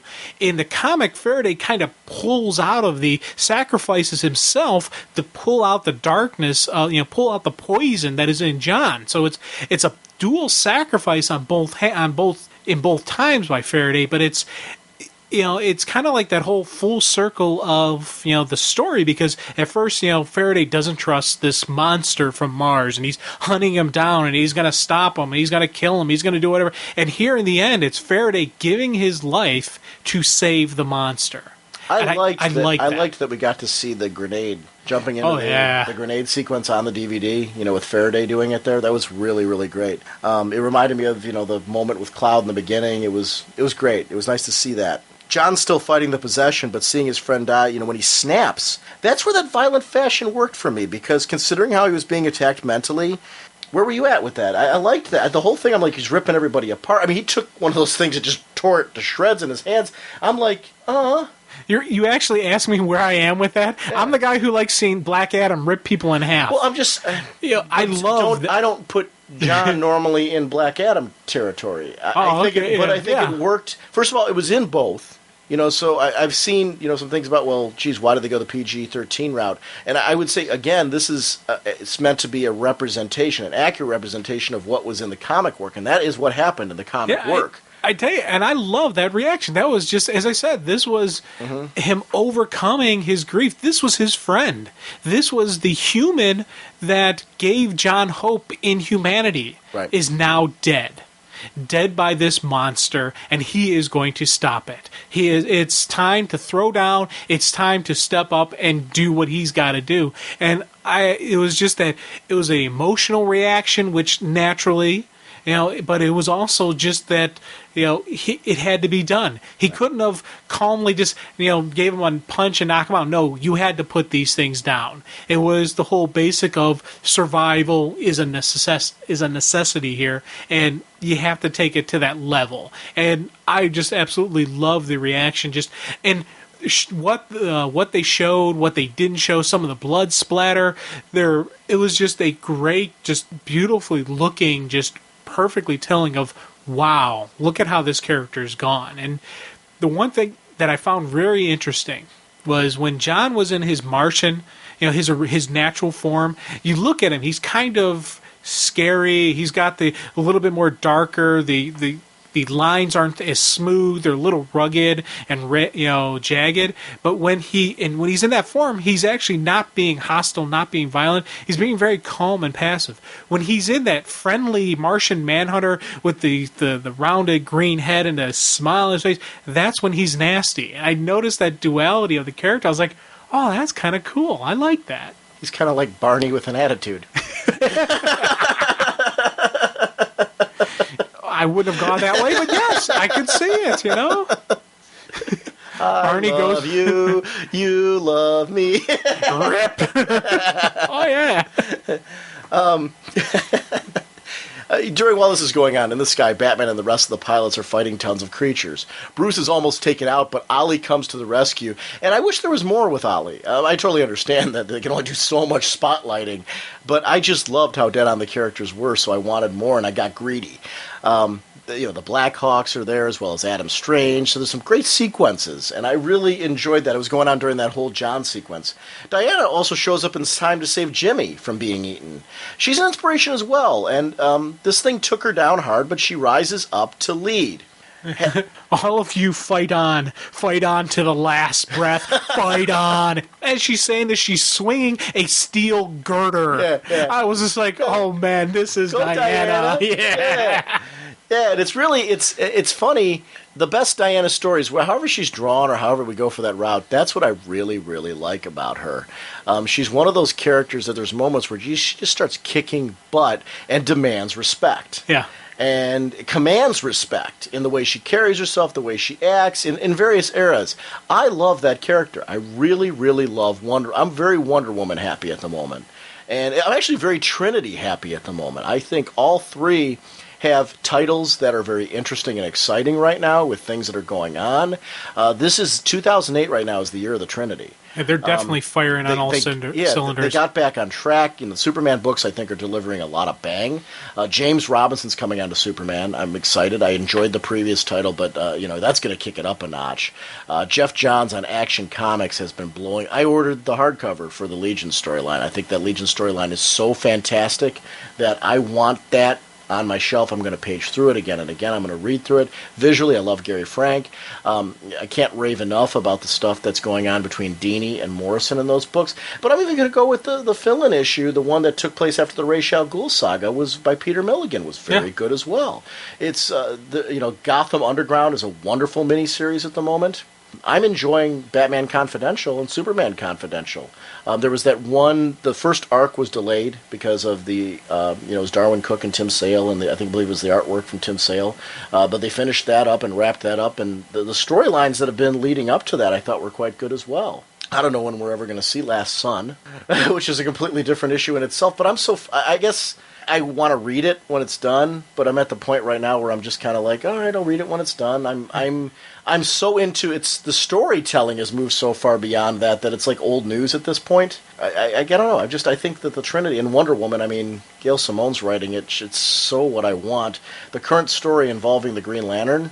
I think it's just it. I like that Diana is a character who can transcend just being on Earth. She can be anywhere, and she still commands that respect that she gets anywhere else she's at on Earth and everything. The warrior code, other warrior races revere that and respect her for that. That's where the Trinity right now, it's just, and then to watch this film and see that and know that we're going to have a weekly Trinity series coming out of here with a great creative team, I just, right now it's like, this is great. I've been so used to lately the secondary characters being the ones that I've been attuned to. It's nice. I'm still enjoying their books just as much. But it's nice to see the Trinity characters stepping up there. I'm having a very tough time right now. If you were to ask me what are my books that I'm grabbing and reading first, I have a very tough time choosing that first title to read every week. I don't know if you're in that place. Oh yeah, it's a toughie, and just as you said, with it used to be like a lot of supporting characters were really a thing, but we now have these, the Fab Four just are really kicking it up a notch. And you're of course throwing Green Lantern in there. Of course, yeah. I'm going to say Fab Five with. I'm going to throw in there Green Arrow and Black Canary. Yeah, I think that up there to me. I don't know if it's fair to put that book. Not the book, the character on this. I know where you're going with Green Lantern. In the universe right now, he is running on the same level as the Trinity. Is that? I know where you're going with that, so I'll buy into that. As far as a book right now that I'm loving, Green Arrow and Black Canary is up there, though. Just we're getting on a major tangent. Yeah. Let's get back to the film. To the story. But there's just so many great books right now, and it's just so great. Hal and Ace wind up inside the center, and a very disorienting experience for the two. They fight their way through it and try to drop their bombs, but the goop on the ships won't let that happen. So they go to hit the manual detonation and are overwhelmed. This moment is awesome. The Guardians step in, and Hal gets to learn what he really has in this ring of his. GL appears for the first time in the movie. He and Ace escape. When I say he appears for the first time, it's the first time we see him in costume. Go ahead, and Ace. And Ace is actually still able to manually detonate, which I Yeah. thought was a cool thing, that Ace is still able to fight through because Love he's it. Ace. And Yeah. that was, it was a hoorah, just bam. You know what? With a name like Ace, you better be able to Yeah. step up. You know, it's just what I think it's your duty. Now it's time for Barry. I love how John is there for encouragement. You mentioned this before. There's a nice nod to their friendship in comics.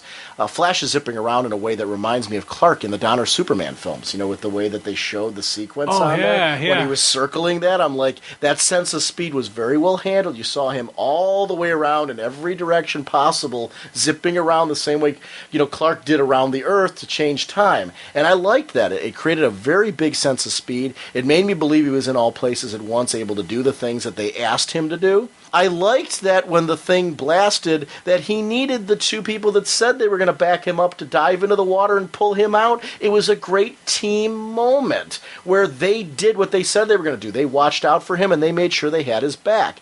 I really, you know, your backup thing on that one right there, I was totally in tune with you. I'm like, dude's right. This is where they need to be. It was a great moment. You know, Hawkman wouldn't have needed that, but that's, you know, but it fit for the Flash. And Hal uses the ring to contain the blast. That guy with the ring wasn't part of the plan, or wasn't I listening? Flash was awesome there. I'm like, yes, that was great. That was Neil Patrick Harris, right, yes, as the Flash, and he did a very good job. I love the whole Hal versus the center willpower battle as Hal carries it into space to explode. A wow moment. You know, I love that moment, but part of me still part of me wishes, as they're like, you don't have the will, he would have busted out the Green Lantern oath. That, you know, just as he's hoisting him up in brightest days and blackest nights. That's really how he charges at that point. I would have liked to have seen it too when he recharged the ring. Yeah. There was something about that struggle. I don't know. I want to disagree with you there. And the reason why is I just think it was man on God-like creature. It was great to just see him show, I've got the willpower to do this, and just to see the struggle the way they did. I know what you're saying about the geek I'm not saying I didn't. I thought that was hoorah moment where he throws it. I think it would have made it corny. I don't know. Probably.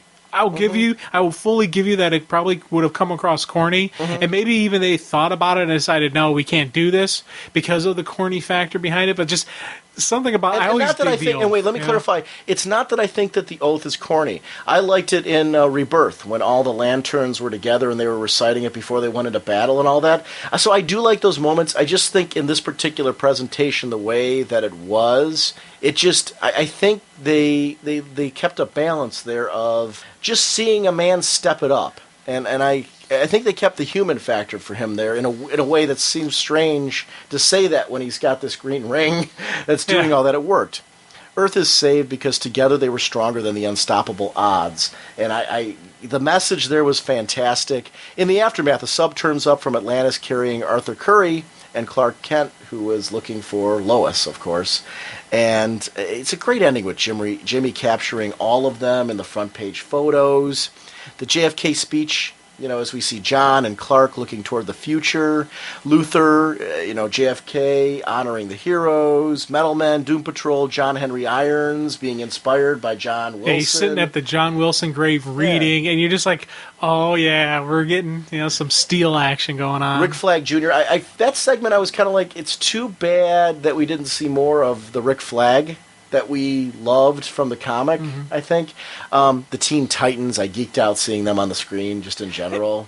And was it me, or did that look like a young Black Canary with the Teen Titans? Well, remember they had Supergirl there too, who wasn't a part of the Teen Titans. I think they were showing other heroes in the universe at that point. They were showing the Teen Titans, they were showing Black Canary and Supergirl. Yeah, but Black Canary looked like she was a teenage age. Maybe showing teen so heroes. I was like, man, that would be kind of neat. I would have liked to see. Well, and it was a very young Green Arrow in this representation as well before that he did that, so that's interesting. The various villains, I thought that was the color tones shifted, and we got to see the villains, Darkseid, straight on through the Joker and everybody. It was one cool image after another. It was a great slideshow that I just loved, and then you open up to the JLA uniting for the first time in the battle against Starro. And it just, I want to go to issue 6 for 1 second, just to jump back. The Magic Heroes of the DC Universe, they felt the need to watch and let this new age of man take its course on whether it fails or continues, to see, if if it belongs to evolve, they decide to trust in this new age and realize that man needs to make the decision to move beyond it. At first, in the beginning of issue 6, I didn't care for that because I'm like, you're heroes. What are you doing? But then seeing where the story went, they made the right choice. It was quite a risk, though. Yeah, that was a definite, when I was reading the comic, what the heck? Huh? Yeah. What do you... I wasn't sure about that choice because there's only a couple pages, and I'm like, I'm not sure why they did that. I liked seeing those heroes, but, I saw Billy Batson sit there. I'm like, oh, yeah, I want to see Shazam step up and, be a part of this whole thing. And I wasn't too sure about that part. They made the right choice, obviously, from the way it ended, so I understood the message there. Yeah, it took a couple read-throughs for me to really understand why they didn't act. And that, I will admit, first time I read through it, I was like, are you guys being putzes? Step up. Come on. Yeah. And then I later okay, it's about the natural development. It's, I it's don't kind know of how necessary that segment was. It didn't do anything, at least for my reading. I don't know, maybe you read it a little differently, to inspire me in the story-wise. I understood what they were going for there. Yeah. To just say, this is a new age, kind of like what we're talking about in this new age of magic that's in the current universe right now. Things are changing, and they need to step back and let them change versus influencing them, especially when you got the Spectre involved. But I would have actually rather seen this, that sequence, in the first issue, the very beginning of it. The magic heroes recognize, and they're getting ready to rally the humans like, no, we can't act on this. After the losers? After the loser segment? I wouldn't have opened with it. Yeah. But I know what you're saying. Or even like the second issue or something earlier on where the magic heroes recognize this problem. Yeah. But they can't do anything. They can't act. That's why I would have rather have seen it, not right before the big battle. It would have been nice to establish it right after the losers. You're right. Yeah. That would have been a good point. To me, this was everything I wanted. And I do have to say, my first watching of the DVD, though disappointed's not the right word, because it makes it a really negative experience that it wasn't for me. You hear me gushing a lot now, and I'm through the roof now. And the reason why is I watched it once, I read through the Absolute, got the whole experience, watched the DVD again, and for me, having read it once and seen what was missing from it, it was... I envy you being able to watch it without having the baggage the first time through. Because I watch it, I'm like, oh, why didn't they put this in? Why didn't they put that in? Why didn't they put this in? After having read the Absolute again and then gone and watched it again and seen the differences and the changes in the scenes and why they made decisions that they did, I really appreciated what they did on this release and the care that was put into it and really enjoyed the experience. I can't recommend enough whatever route you went, if this DVD was your first exposure or if reading it was your first exposure, watching the DVD and either revisiting the work if you haven't read it in a while, or watching the DVD and reading the work for the first time and really getting the whole story. I don't know if you agree with. I'm actually 100%. I'm 100% agree with you.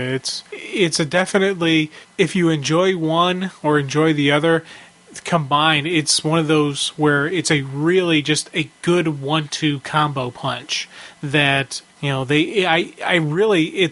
was a strong accent. I really enjoyed the DVD even that much more after reading. And I enjoyed it the first time through. So it was like a little extra, oh yeah, because you can really see what they cut out and you can see why they cut it out and you can appreciate how much of the original story and intent and just the whatnot behind the New Frontier was, kept alive. And I really...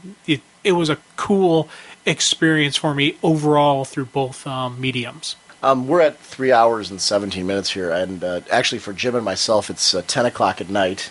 We're on Wednesday night. We both worked all day today, and not only that, we've got, really, you're leaving Friday morning early, so we've got a pack tomorrow for New York and everything. So I am going to wrap things up here. What we still have to do for New Frontiers, we have a listener thread, which feel free to participate in that based on this episode. We are going to get it on the next show. I don't know. We'll put on the forum whether or not we pulled the thread already. We might have already pulled the thread by the time you hear this, because we're going to be in New York doing some recording. So we may record our New Frontier special there in New York for our next week's... I want it on next week's show. So we're probably going to. We're going to record it in New York. So we'll have that on next week's show. We'll also pull in the listener thread from New York. So I'll print it out and bring it in so we can bring your commentary in on New Frontier and just kind of wrap up the discussion and talk about what your thoughts are on New Frontier. I was going to try and keep this under 3 hours, expecting that we'd finish the movie on there. But we got to that segment where it was going to be them walking, and we got to talk about it. I'm like, oh, we got to just we got to keep finish going. this. It's our 2-year anniversary show, so let's do that. I want to thank all of you. Thank you again, Jim, for going on this journey with me and into insanity. This wouldn't be Raging Bullets without you. I could have somebody else sitting there in that chair. I don't think this would have worked if it was somebody else sitting in this chair. You and I are obviously different enough, but we know each other well enough that we can have this discussion, and it's great that you and I come at things from different viewpoints. We butt heads over things, whether it's serious or overly exaggerated on either of our sides on this type of thing. You bring something to my enjoyment of comics by the way that you view them differently than I do, even if I disagree with you. It makes me think more about why I disagree with you, which takes me more into my enjoyment. And I don't care whether it means I'm right or wrong in that whole thing. Anything that increases my enjoyment is a good thing on this. I want to echo that to the listener interaction. I know we don't always get all of your audio comments, or I should say we get all of the audio comments. I know we don't always get all of your forum comments and all of your emails on the show. It's not because we don't care. It's you know the amount of content we're putting out here, and we're trying to do the best we can to get to everything we possibly can. And sometimes we succeed, and other times we blow it on segments that we really want to get in there. Yeah. Case in point, 7 Soldiers, which we are going to get back to. But we promise that will be this summer segment. But thank you for sticking with us. And sticking with us longer episodes and different things that we do. We're trying our best to put out the best possible content. And I know sometimes we break podcasting rules doing that. It's not an issue of that we don't care about your own different time limits or anything like that. We really do. We break our show normally, with the exception of something special like this, into shorter segments, so people who can't listen to a whole 3-hour show when we do it, or a 4-hour show on those crazy times when we do that as well, have opportunities to jump off at certain points or skip ahead to certain points. I don't expect that you listen to every second of every episode. Thank you if you do. We try to make an experience that's hopefully accessible for whatever your needs are, and thank you for 2 years in whatever capacity you've been with us, for however long you've been with us, for giving us your time. I'm amazed at the amount of people who have stuck around. I'm amazed at the new people that have come around, and I'm amazed at the people that have gone to websites and shouted us out. And whether you agree or disagree with us, think we're in left field, or we totally resonate your thoughts on something, thank you for just sharing your enjoyment of comics with us, because that's what Raging Bullets is about. And that's part of the reason why I wanted to go to episode 112. I just kind of wanted to say 112 recordings. We have done this. We've shared this experience with friends and people I'm excited to see in New York. As of when this recording's released, Jim and I haven't headed to New York yet. I'm geeking out right now because we get to go to New York and be there and run into some of you and get you on the show, because I told anybody, please, Speeding Bulls, I want audio comments, and if we got to fly to you to get them, we're going to do it. And that's cool, and I'm looking forward to it. But 2 years of this has been fantastic, and I hope this episode felt like something special for you. I can't believe how many pages of notes I went through on this episode just to get this out. But I put forth more effort into this one than I probably have in a long, long time. This was a massive, my wife hasn't seen me much, undertaking, because I wanted this to feel like it's a 2-year anniversary show. We changed the numbering. We did all this stuff. I wanted, when people listen to this, to go, oh my God, that was cool. And I hope on some level we delivered that to you on this one, because it's important. This episode's special to me. I hope it's special to you guys. So, we want to thank our sponsors for this episode. DCBService.com. Just real quickly, want to remind you guys that Trinity is being released from them. If you have an interest in all in checking out this new weekly series from DC, 74 cents for the first issue. Come on. I mean, you can get and then the rest of the issues are 50% off at only $1.49. All 4 issues for basically less than the price of 2. If you're having problems getting more bang for your buck, go to DCB Service and check them out. Just look through their website. Everything. Calculate how much savings you would get. And you don't even have to, for those of you that, you're like, I'm very loyal to my comic shop, you don't have to give up your comic shop. I know lots of people that use DCB Service that go to their local comic shop still. They just balance it out. They just say, you know what, I need to pull some from DCB Service. I'm going to pull some from my local comic shop. I still pop into the local shops. It's not an issue of giving anything up. It's just a matter of, as a fan, I want to read more. So I'm trying to find ways to balance it out so I can support my local shop, pop in, pull things off the shelf, but still the things that I know I'm definitely going to buy, I'm trying to save some money on. And this is the way to really just be able to get as much as you can in your hobby. So check them out and see if they're for you. Vertigo, the Madame Xanadu series from Matt Wagner. I love Matt Wagner's work. I've loved his recent Batman miniseries that he's done. Worked before that on Sandman Mystery Theater. He's a wonderfully talented author. And Mage was a great series from him. Another one, 50% off. It's $2.99 regularly, only $1.49 at dcbservice.com. That's a great way to jump onto a brand new Vertigo series. I was talking to somebody in the forum, and I apologize that your name's escaping me right now, but he shot me, and I almost positive it was in the Ask Dr. Norge thread. Would this be a good series to jump on? I'm a big Vertigo fan in general, so if you're looking to give Vertigo a shot to see if these kind of fantasy series is for you, it's great to jump on with the first issue, because you're not trying to play catch-up ball. So anybody on a budget that wants to try out Vertigo, always great to jump on a Vertigo series, and you can't go wrong with Matt Wagner. And it sounds like the artwork's going to be really unique and fantastic as well. So I'm really excited for this one. It looks great. Wildstorm, we talk a lot about Wildstorm lately. Wildstorm Revelations, the trade paperback, has a special discount, regularly $17.99. Yeah, regularly $17.99, only $8.99 with the 50% off discount. It's a great chance to take a look at where the Wildstorm universe is heading, with a story with Nemesis, Backlash, and Savant, unlocking the secrets of what's going on in the Wildstorm universe at the moment. I love Wildstorm, and I'm really enjoying their stories right now. They're important to me. When we do these ads from DCBS, I want to try every week to spotlight some titles that I'm noticing that are ones I want to pick up. So when we're doing these ads, these are all things that I'm looking at that I'm going to buy. And that's what I'm trying to do here is shoot you to things that, what's Sean looking at this week? What's Jim looking at this? I know you're picking up all the same stuff. Are you picking up Madame Xanadu? Are you going to check that out? Or have you not made that decision? Have you ordered this month? I ordered it, I believe. Okay. I'm pretty sure I did. Okay, if not, I'll let you borrow it when it comes, because I'm definitely getting. You heard me just gush about Matt Wagner. So. Yeah, I don't remember what I've already ordered, and I don't remember what I've ordered. Well, you pointed me. You know how many forum posts we got on that Hero Initiative book? Yeah. And remember, that's under T for Hero. If you look under comic companies, it's other comics, right? Yeah.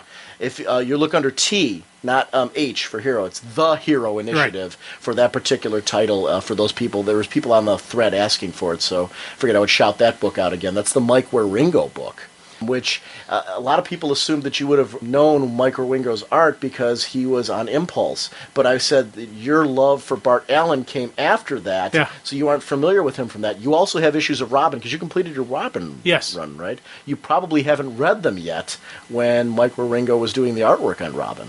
I'm assuming you're going through chronologically and trying to get caught up. I've gone through. Have you read the whole thing? No. Okay, I was going to say. I'm not there yet. I'm almost. I was going to say, whoa. You might have read some of I might have read it. I don't. I'll be honest with you. I don't remember. Okay. Any of the ones on the front where it says Ringo? Yeah. That's Mike Waringo. So, you've seen his covers. You've seen his artwork. Oh, yeah, you just don't know it. I just don't know it, yeah. Do yourself a favor and check out RagingBullets.com to click on the link for DCBService.com. They cater to your needs with, and I can't say this enough, it's fast, careful, dependable service that comic fans demand. They cater to your needs. If there's something you have a question about them doing for you, shoot them an email because they're so accommodating. They get back to you quick. I've sent them emails lots of time about adding something to an order, changing an order. They're just such friendly people. They want you to have a great experience. They are fans of comics. When I shot Cameron an email saying that our first In-Stock Trades review that we're going to do, and let's talk about InStockTrades.com right now as long as we're talking about them, the sister site, that we're going to do Legion of Superheroes and Eye for an Eye. He said that is one of his all-time favorite Legion stories along with the Great Darkness Saga, which you already chatted about. It was great to, though, have that conversation with him saying, he said, I had already ordered enough copies of this. It's a great one for you guys to do. We had planned to do this with Darth Kramer anyway, and we needed to get him on next, so it was the perfect time. It's regularly $17.99, only $11.69, and it's the first 6 issues of the 1984 Prestige format Legion of the Superheroes series, and it's by Paul Levitz and Keith Giffen. So it's your chance to see 2 legends working on the Legion together, and we're going to be chatting about that series with in May with Matt Kramer, and that's going to be our first In-Stock Trades review. So this is a good thing that we have this partnership with them, because it's getting us back into looking at some older material along with the new material. And we're going to tie something in with them as we continue on every month. So we will have a monthly feature. So we'll announce something in May for June and keep going with this. This will be kind of a fun partnership to do this with. This is Sunday night that you'll be hearing this, because I'm just back from New York when I'm releasing this. I was going to try to release it from New York, but I'm not even going to try playing that game. I'm going to edit it, have it ready to go. When I come back from New York, just publish it and done, be ready to go. So you guys will hear it then. We'll be back next weekend on Sunday with another new episode for you. Check the forums for details on that one. It's definitely going to be a conclusion of our discussion on New Frontier. That's a for sure. We're going to be recording a whole bunch of content in New York. I don't know which, it's all going to depend on how I edit together. We're going to be going to panels. We're going to be checking out spotlights on creators. We have some special things planned that we're going to see how they pan out. We're going to be chatting about those in the show. We're going to try to get on listeners to chat with.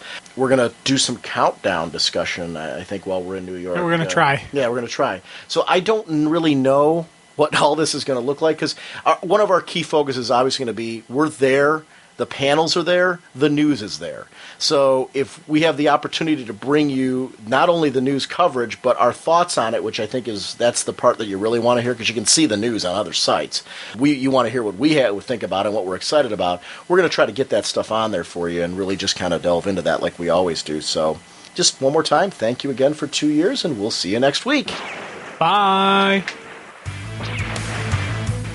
Welcome to Raging Bullets 112, a DC Comics fan podcast. Wait, hold on a second. Don't you normally do the episode last? Welcome to Raging Bullets, a DC Comics fan. Yeah, we're episode doing something 112. new. We just went to a new thing. We are switching our episode numbering, so we're going to mix it up a little bit. Oh, okay. Well, I didn't know. Normally I go in order, too, of the episodes that we used to do. Well, no. Like, normally you do the DC Comics, Yeah. Raging Bullets, a DC Comics fan podcast, episode 112. I said, welcome to Raging Bullets, episode 100. I said, welcome to Raging Bullets 112, a DC Comics fan podcast. Yeah, but you didn't say episode 112. I know I didn't, because we're doing something new. Okay. Why, you really like that word episode in there? Well, just thinking, we don't want to say that people thinking that our name of our podcast is Raging Bullets 112. Why not? Well, then, when we say Raging Bullets 113, they'll be confused. Well, they'll think it's a new podcast? Yeah. Why can't we do that? Why can't we just every week be a new podcast? Well, we could do that. We could eventually have somebody else host it. We can have the guest hosts. Yeah. Or we could be different people, different characters every week. Wouldn't that be nice? Okay. Why are we talking about this? I don't know. I don't know. Just, hey. Hey, all right. You ready? Ready. Okay. Welcome to Raging Bullets, a DC Comics fan podcast, episode 112. Do you like that better? Yes, I did. Thank you. Okay, all right. Then can I start it over now? Yeah. The right way? Okay. And that's one of the nice things about our podcasting community, because we are proud members of the Comics Potnet Network. It's